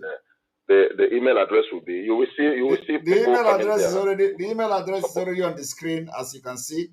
There is email address info@ekpa.fi, and then there is the WhatsApp number there. So it is already on the screen. Thank you very much. So much. I will pass it to them. I will tell them that you have done it. They'll do it. You will see the emails they will send to you. Thank you. All right. Welcome to the program. We are having new chief of autopilot everywhere in the world, and they are coming and they are joining. Welcome to the program.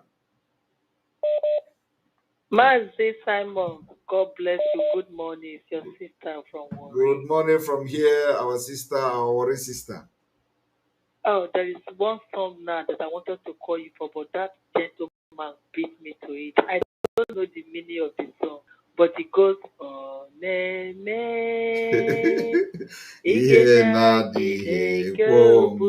know the meaning, but anytime I sing it, I got good people.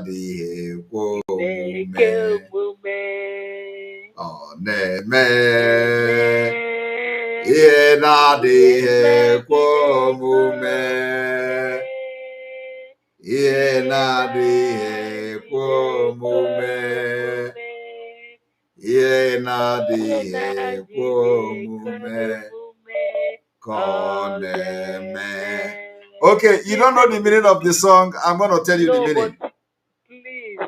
All right. I love it. The meaning of the song is that our God does things that people, when things is not possible, that our God does things, he makes things that are impossible to be possible.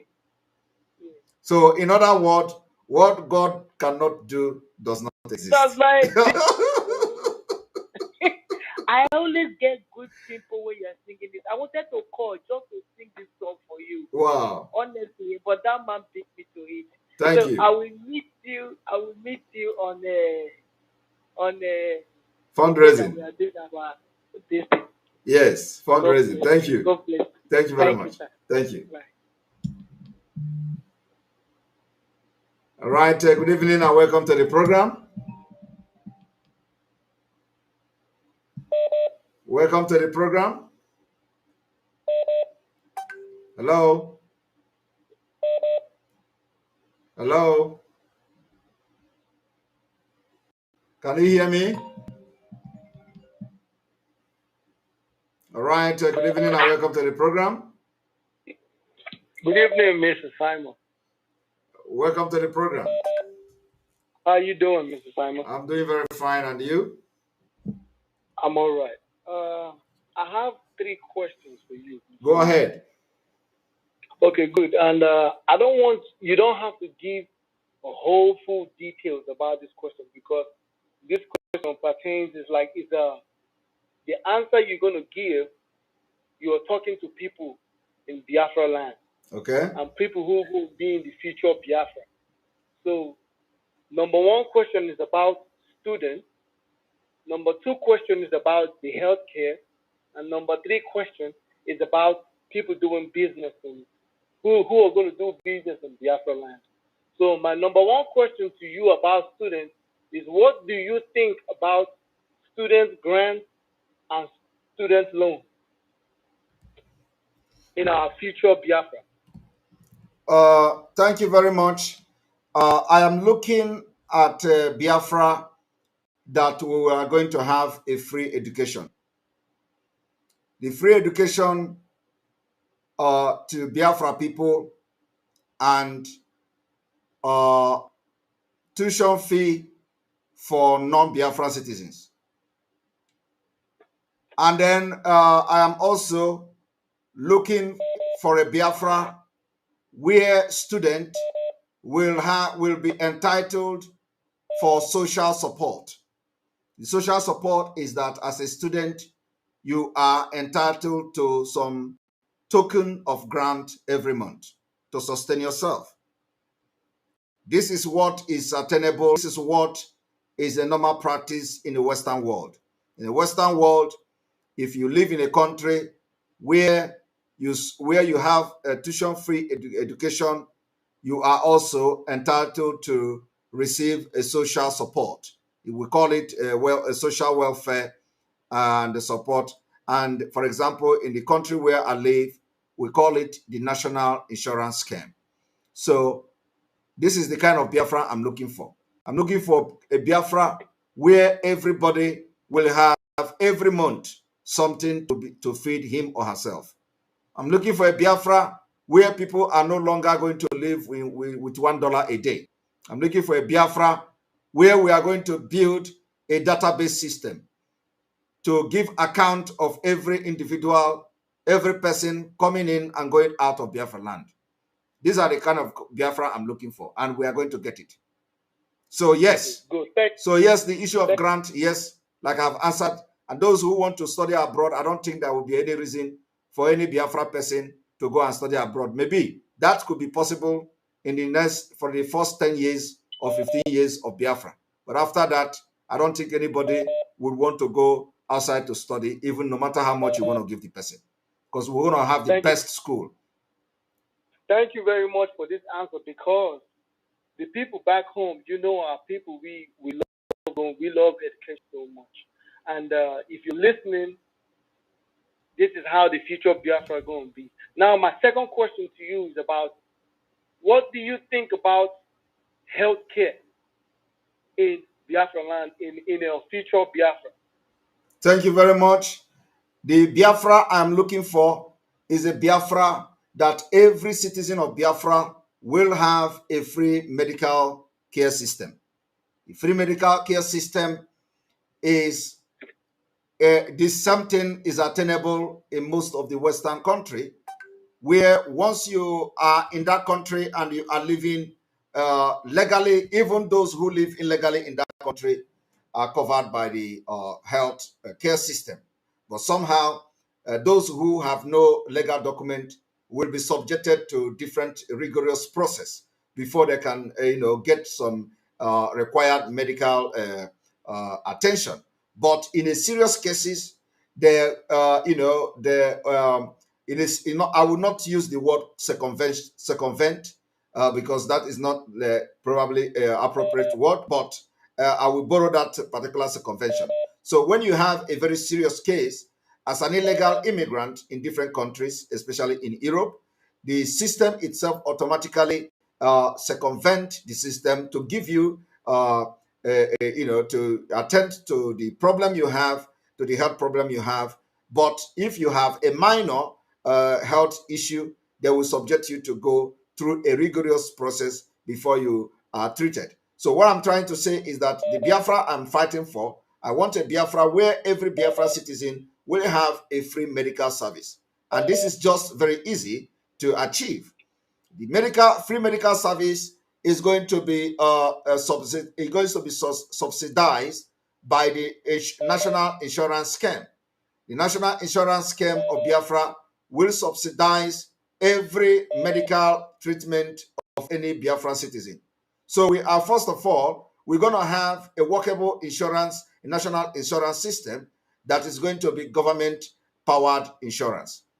When this government-powered insurance will come into force, if you go to any hospital for treatment, you will be, of course, it is free, like I said, but then you may be asked to pay maybe like 1%, 2% of visiting the doctor, for example. So this is what almost the something we practice and we do here. So it is going to be, when we say free, it's not completely free as such, but then you are going to be your healthcare bill or medical bills, or that will be the National Insurance Scheme will subsidize it. So we will have a workable national insurance system. Once that is done, everybody in Biafra land will be secured. You don't have the reason to travel to India for medical equipment. In fact, they will be coming to us, not we going to them. Thank you. Okay, good.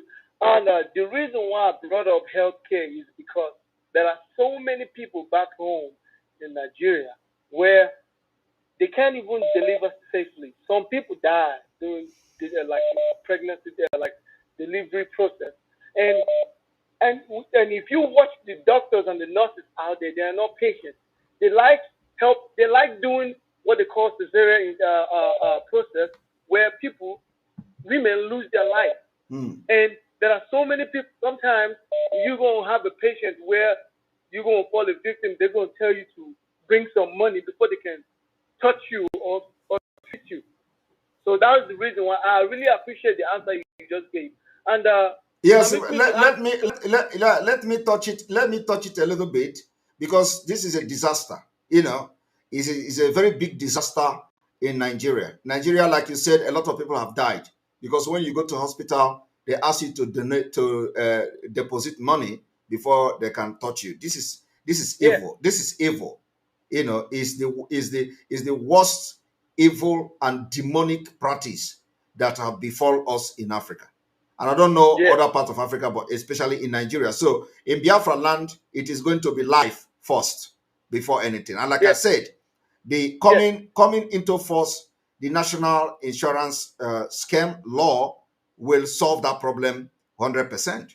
So when anybody have issue in Biafra land, as a citizen of Biafra, your life will first of all be saved before even the subsidizing the medical expenses, which you don't have to pay, but because we are going to be funding the national insurance scheme. So these are the issue that once it is solved, the life of our people will turn 360 degree, and we are going to live like Western world, or even better than them.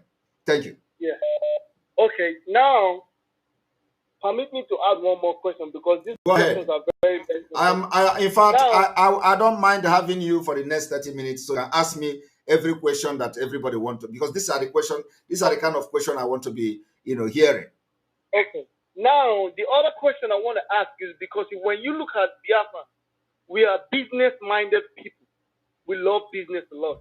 But our major problem is capital.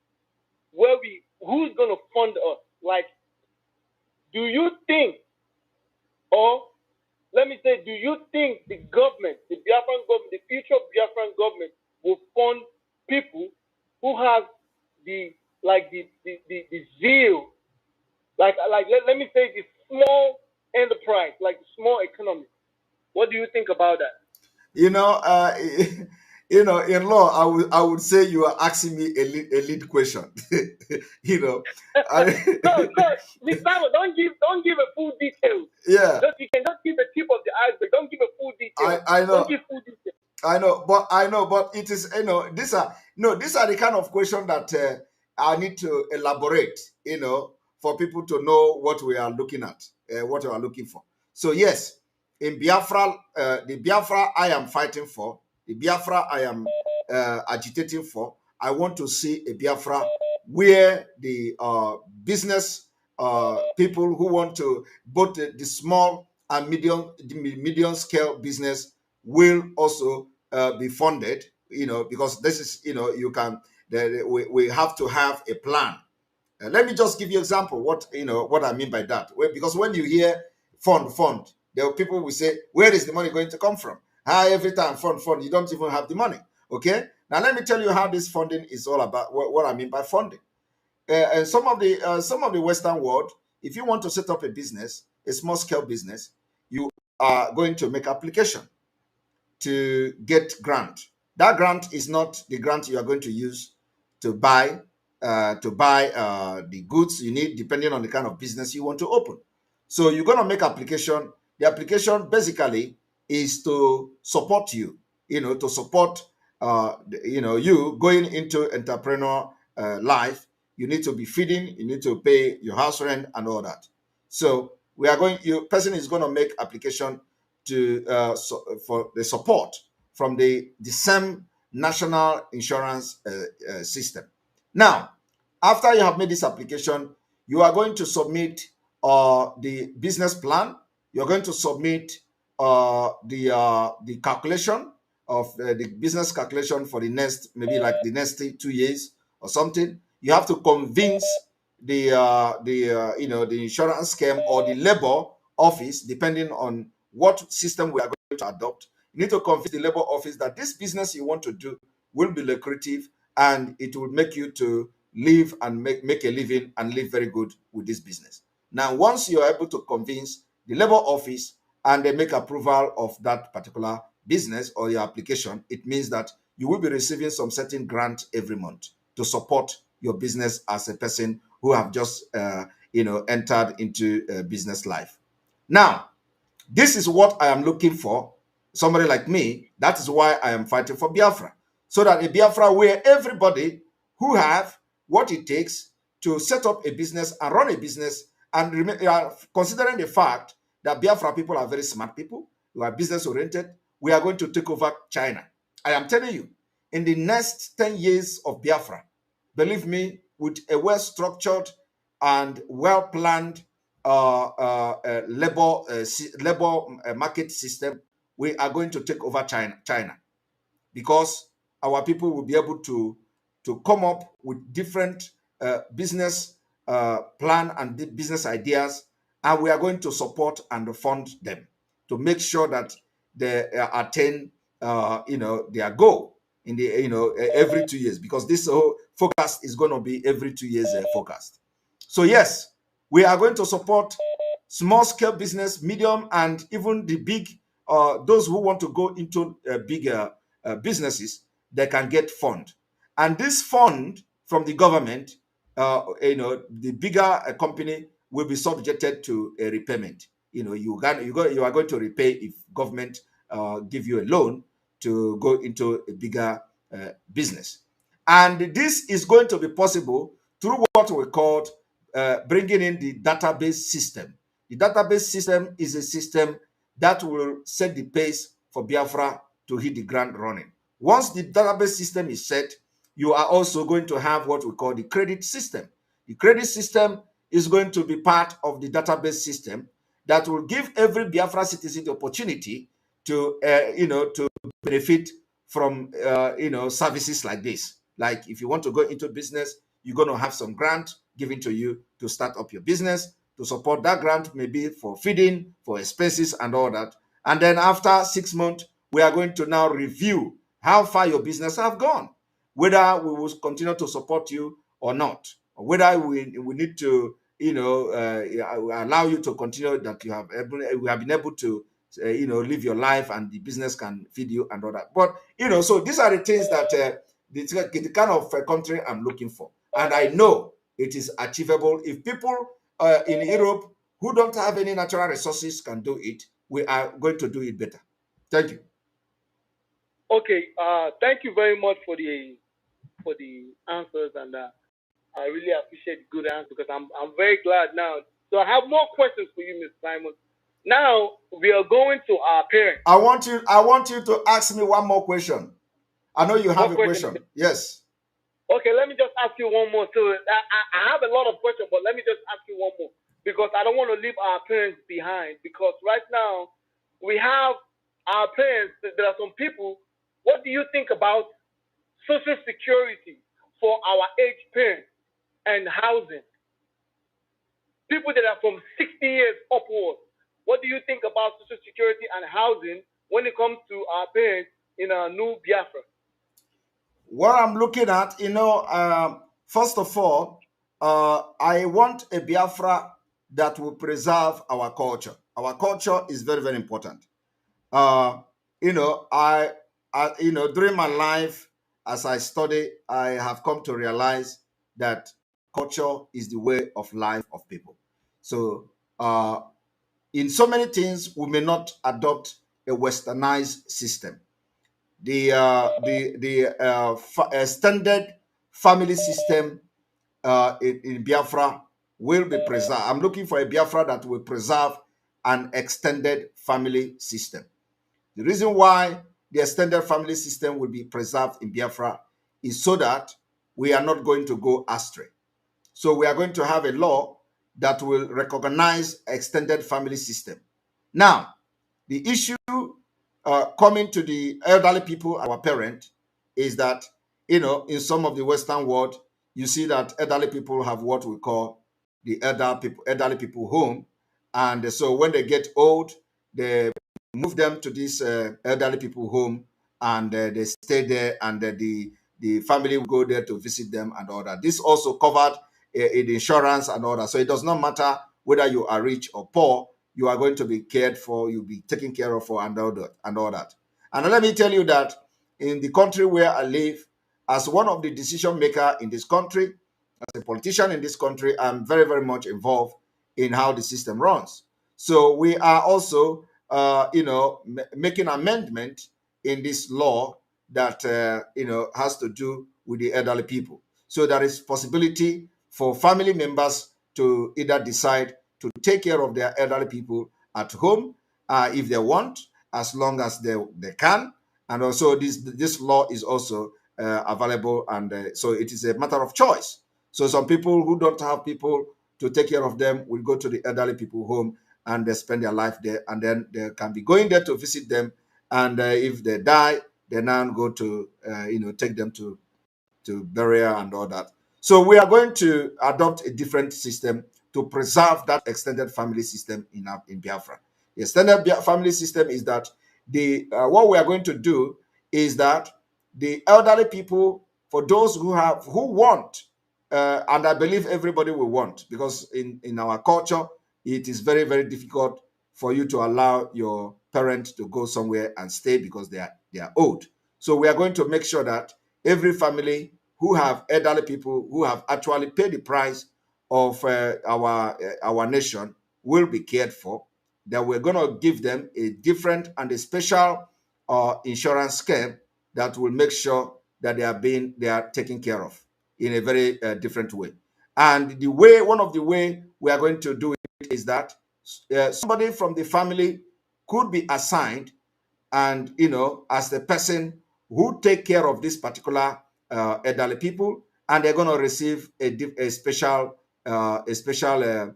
grant for that. It is not like grant, but if you receive some kind of social benefit for being the person taking care of the elderly people. So this is what we are going to do. So some people in the family can be appointed to be the ones who take care of these elderly people by changing their clothes, taking care of them if they go to toilet and all that, making sure that if they need medical attention, or if they want to go to hospital and all that, go to market for them and all that. So anybody that is taking charge of this will be receiving some kind of bonuses from the social services and from the National Insurance Scheme of Biafra. This is the kind of Biafra I'm looking for. We are not going to borrow everything from Europe, because we have our culture which needed to be preserved. Thank you very much. This is just a brief what I'm looking for in Biafra.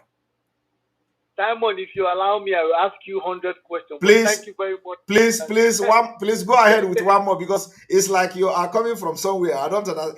This is a very, very important question you have asked me today, and I don't think anybody has ever asked this kind of question. Okay. Let me ask you one more question before I go. Thank you. Now, our force, like the police, the military, the air force,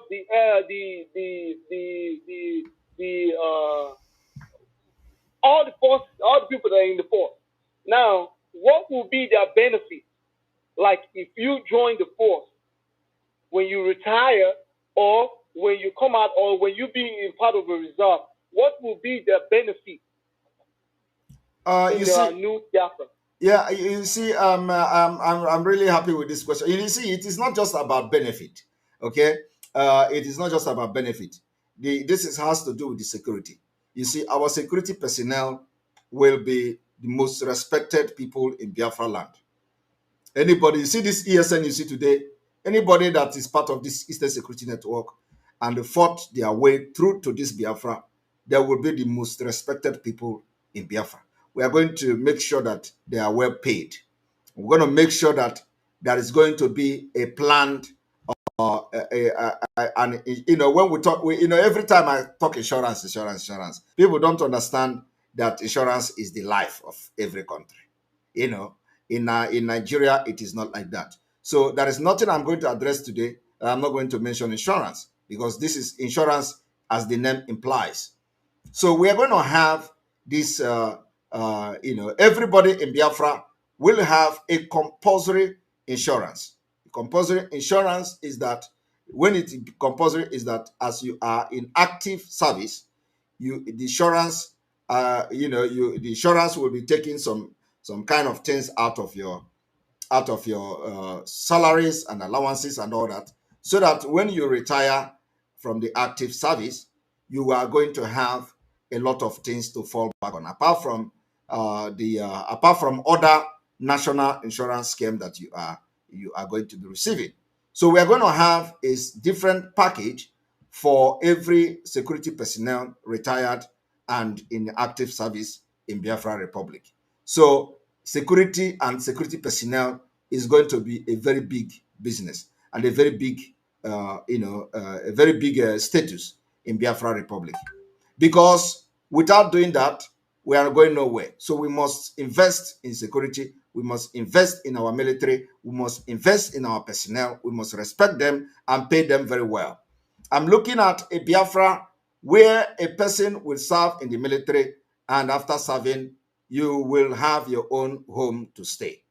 I'm looking for a Biafra where nobody will stay in mud house, not just because you are, you serve in the military or not. I'm looking for a Biafra where government will have what we call the government housing system or housing scheme, that nobody will live in mud house. This is the Biafra I'm looking for. So a lot of things need to be fixed. And this thing I'm telling you now will take us 10 years. Within 10 years, you're going to see Dubai. Better than Dubai even.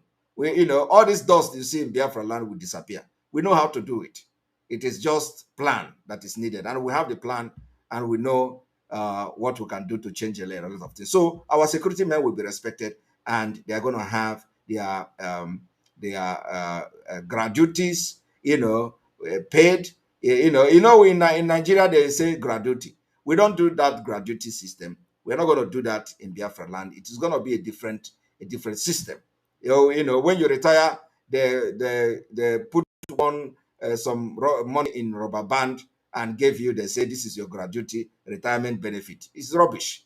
Retirement benefit is going to be coming to our people on monthly basis until they die. Thank you very much, Mr. Diamond. Yeah.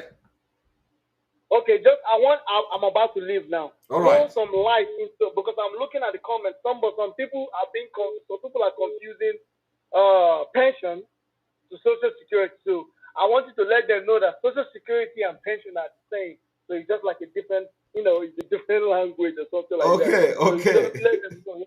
Just let them know. Have a nice day. Thank you. Thank you very much. Thank you very much. All right. This scholar is one of the best scholar of the day, because this is the most important questions that people need to be asking. Since we are trying to leave Nigeria, what kind of Biafra are we looking at? Tell us what kind of. So this is kind of the question I want to ask, apart from the question on how to get Biafra, what we are doing and all that. Welcome to the program. Good morning from here. Hello, Mazi. Good evening. Good evening. Yeah, my name is Vicky Victoria. I want to ask you one question. Go ahead. Yeah, I want to know your plans or Biafra government plan for all these youths that have engaged, due to unemployment or hardship in Nigeria, have entered so many criminal gang. Some are cultists, some are kidnappers, some are armed robbers. So, and there's no how we can get the Biafra we want with this kind of people in the society. So what is your plan concerning this set of people? Like let's take example of what happened in Anambra. Let me correct you. You said there is no way we can get the Biafra we are looking for with this kind of people. I don't think it is the right word, because we are going to get Biafra now before we are talking about how to solve the problem you are talking about the social vice problem. So we are going to have what we call a rehabilitation center. not this kind of rehabilitation center you see. We're going to have a well-equipped rehabilitation center, and we are going to have expatriate in those rehabilitation from the start, so that we are going to deal with the situation that our people that are coming, that their brain has been contaminated by the hardship of Nigeria, Fulani. It was a deliberate, or it is a deliberate policy to destroy our youth. So we are going to have a rehabilitation center that will take care of that. And it is not just in Biafra land, it is not just in Nigeria. Social vices and people with issues are everywhere, including in Western world. And there are ways they handle those issues. In some of the Western world, they allow people to make choices of going to, either the rehabilitation or not. But in Biafra land, because of the situation we have found ourselves, it is going to be compulsory for people who know that they have gone not. So we're going to make it is going to be in Biafra law that, in this beginning where we are building a nation like this, we are going to make it compulsory that those that their brain have gone not because of the Fulani infiltrated, of the Fulani policy destroying their brain, will go to a compulsory rehabilitation program. Rehabilitation program is not the kind of rehabilitation program they do with the Boko Haram. No, we are going to have state-of-the-art facilities for the rehabilitation. It has to do with natural treatment. It has to do with drugs. It has to do with so it has to do whatever that that is attainable and what the Western world are using to treat people that have some kind of a situation like that. So we are going to be open to harness everything to make sure that our people are not subjected to, they are not at risk, because some of these people put the life of our people at risk. So we are going to have that rehabilitation center. What the rehabilitation center will be doing, how they treat these people individual. Of course, I'm not expert in this field, but I believe that we are going to have expert and the best. We will provide the best for our people because we will have that resources to do that. Thank you. Thank you, Maz. God bless you. Bless you too. All right. All right.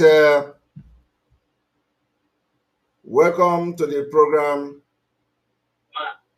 Welcome to the program. Good morning from here. Yeah, good morning. Nwanne mmadụ Maazị Simon Ekpa. Oh, Godoman, and I forget. Oh, Godoman, welcome to the program.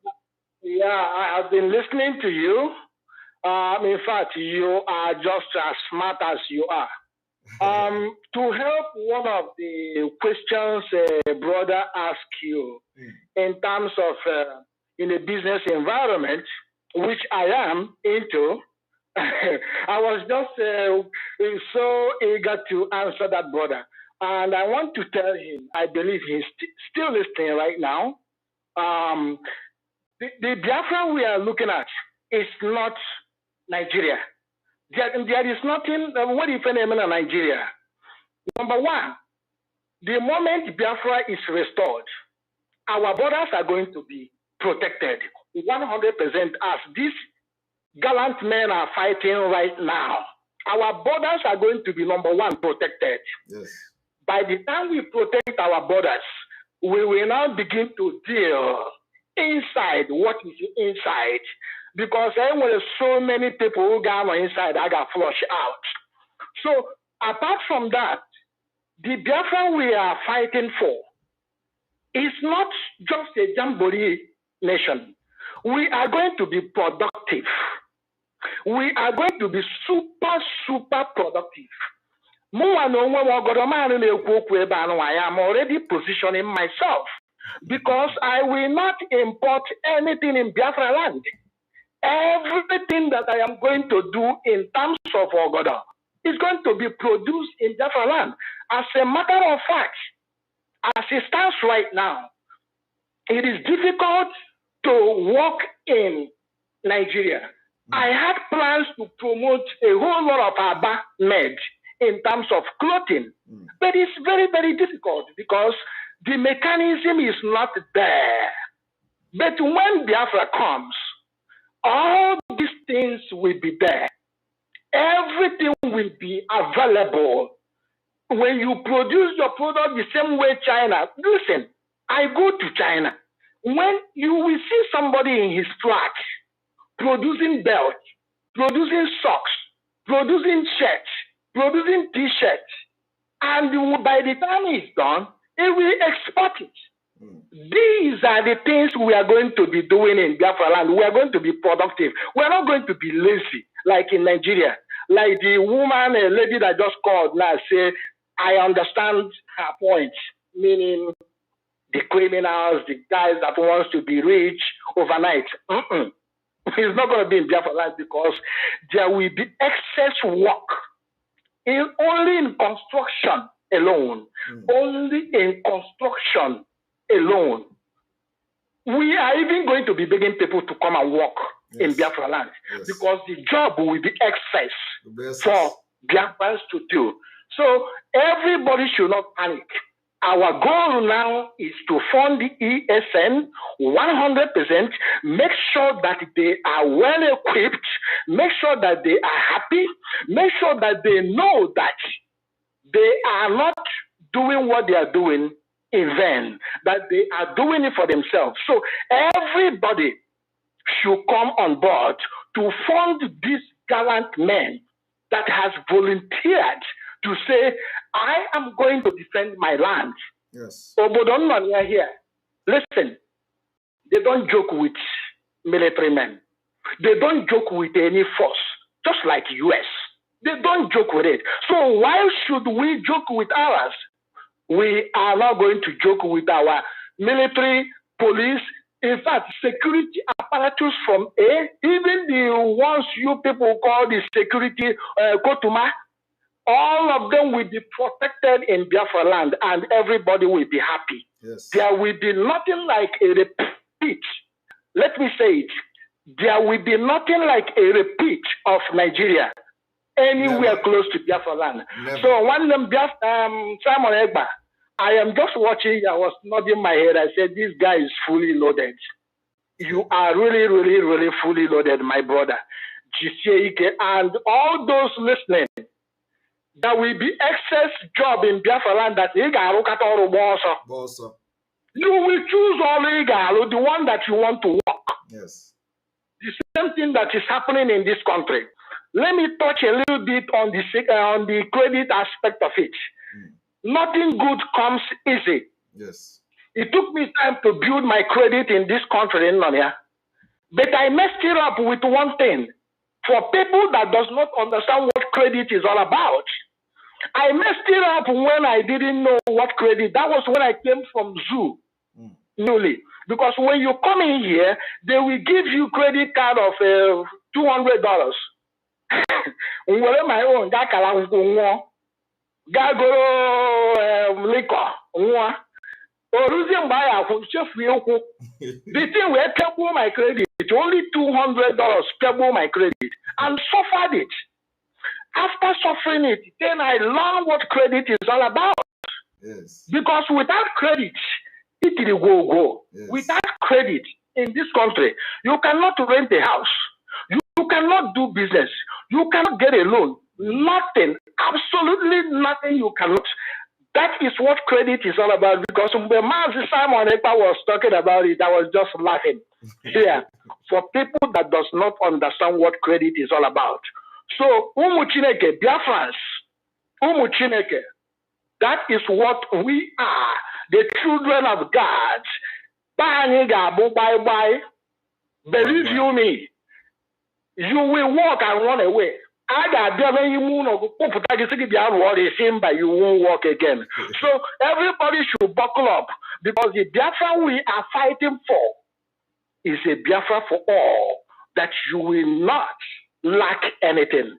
Yes. My brother Simon, that is the question we can do one them. Honestly, when I slept last, we slept 2 hours, 3 hours, and we keep pushing. Any day I have to online, we will just go and sleep. I've been today. Today, yes. It's very, very, very important. You have to try and get some rest. It's very, very, very important because remember that since I started this Biafra, it has been like that. You remember, yes. It is, yes. So it has been like that, and nothing have changed. You say, my brother, Chineke Bagume.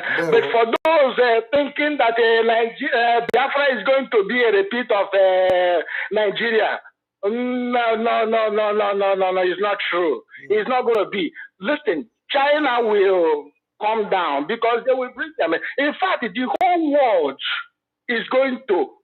Which company is going to be accepted in Biafra land? Yes. Mark this word. I am into business and I know what I'm talking about. Thank you so much, my brother. Thank you very much, Goraman, for your contribution. And then I need one more call, and then we call it a day. One more call, and we call it a day. All right. Good evening. Good morning from here. Good morning, my big brother, MAZI. You're welcome to the program. You're going to be the last caller today. Oh, that's wonderful. I've been trying to call, trying. All right, go ahead. Go ahead with your question. Okay, MAZI Simon, I just want to thank you for everything I've been doing for the African people. It's not easy. We are in very big task, but thank God that you stand on it and you are able to take us to the promised land. I'm very, very happy for everything. But don't be annoyed. I want to ask you one question. Go ahead. Okay. Please, before Ojukwu declared Biafra war, was it after Aguiro's death, or before the Biafra war was declared? Was it after Aguiro's death? Well, I don't think that this question is something that I'm going to answer you now.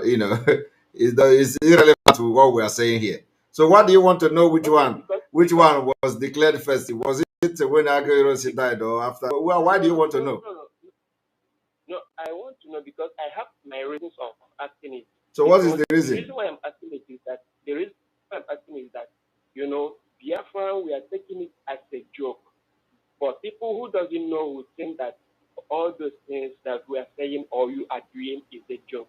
I normally tell people that God has given Biafra another Aguirre and Oju in Biafra land, which is Mazi Carlo and you yourself, Mazi Simon Eba. You know the story of how Aguirre was killed. You know it was in Lagos, right? Yeah. My father was a Biafran soldier. Okay. He's still alive. Yeah. So you narrate the whole story to me. That's why I asked that question, because some people don't understand it and some people don't know what it is. But I have come to make it clear because I want to let people to know that fighting for Biafra fighting for Biafra is not a task of somebody that just started. It's something that started for a very long time and which you and Mazi Dikano have come to take the task again. Because when Mazi Dikano started, people take it as a joke. Until you get to a certain level that they began to put the trust on him because they see him as another Ojukwu in Biafra land. And I tell people that without Nnamdi Kanu and you yourself, no other person will be able to come out and fight for Biafra, and no other person will be able to come out and say things about Biafra that people will believe. And if they don't believe you, or if we don't believe you and focus on what we are fighting for, no other person again will be able to stand up and say, this is what we need in Biafra that people will accept or people will believe. Because I have seen it since I have been following you and Mazi Nnamdi Kanu since this struggle started. I have been following your programs every day and every time. So I have understand something about you, that you another person who will be able to take us to that promised land, no matter whatever it may take. So I want to urge our fellow Biafrans for them to be able to do what? To focus and follow you to the direction that you are giving us. Some people ask the question that if you are declaring Biafra, you say no election. That are you able to stand, or do we have an ammunition? My father told me that when Biafra was started, there was no ammunition. That he was around 10 years or 15 years that people come and took him. Then he went for training only for 3 months before he my brother, I think we know what Biafra went through. We know what happened in Biafra war, and we know all those stories. So we are not here to tell the story of what happened in Biafra war. We know the history. We are going forward. We are going ahead, and we are moving forward. So please, nobody should come and start telling us about Biafra war and all that. We know the story of Biafra war. We have read it. We were not there during the war. We read the story. We know how the war started. We know how the war ended and all that. So, we having that thing in mind, we are forging ahead, and that's what we are doing today. Thank you very much. I have somebody with a U.S. Army as a name, so I don't know. I said that this person is going to be the last person. And then here we're going to end the program today. Please, if you want to contact me, or if you have any other thing to say, you have to write, email, or wait for tomorrow. We are going to be having question and answer often from now going forward because of the engagement we have. So we'll be doing exposition, and then exposition like today is going to be a question and answer, tomorrow exposition. Now this is almost 3:30 a.m. here, so I need to sleep because tomorrow is work day. Thank you very much for being part of this program. May God bless you. May God bless Biafra. May God bless MAZI Namdekano. May God bless Sunday Igboho. May God bless ESN. May God bless Omada. May God bless all our alliances, BLN and BLN leaders and all of them. May God bless all of you. And from here, from me, it is good evening.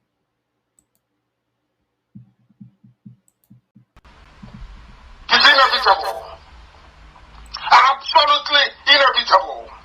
Here we have come to enlighten and to educate without any apologies to anybody, without mincing words, without fear before our enemies, determined and resolute, indestructible, undeflectable.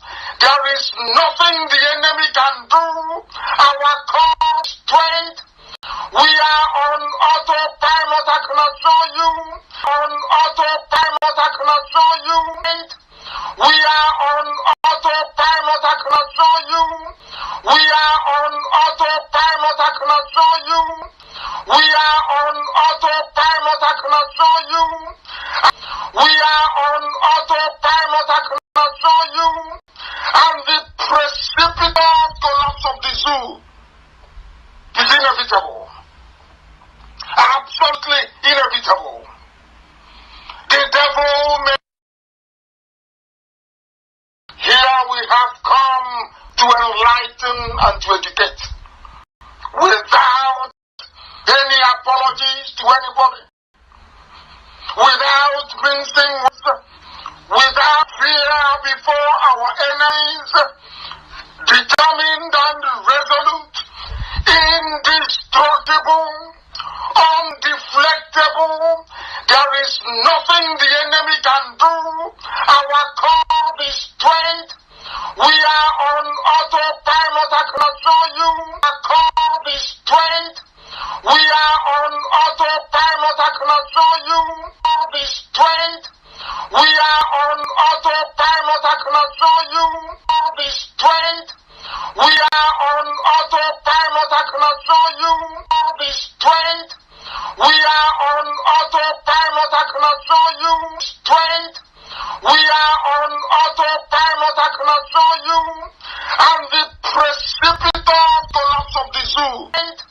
We are on autopilot, I can assure you. And the precipitous collapse of the zoo is inevitable. Absolutely inevitable. The devil may...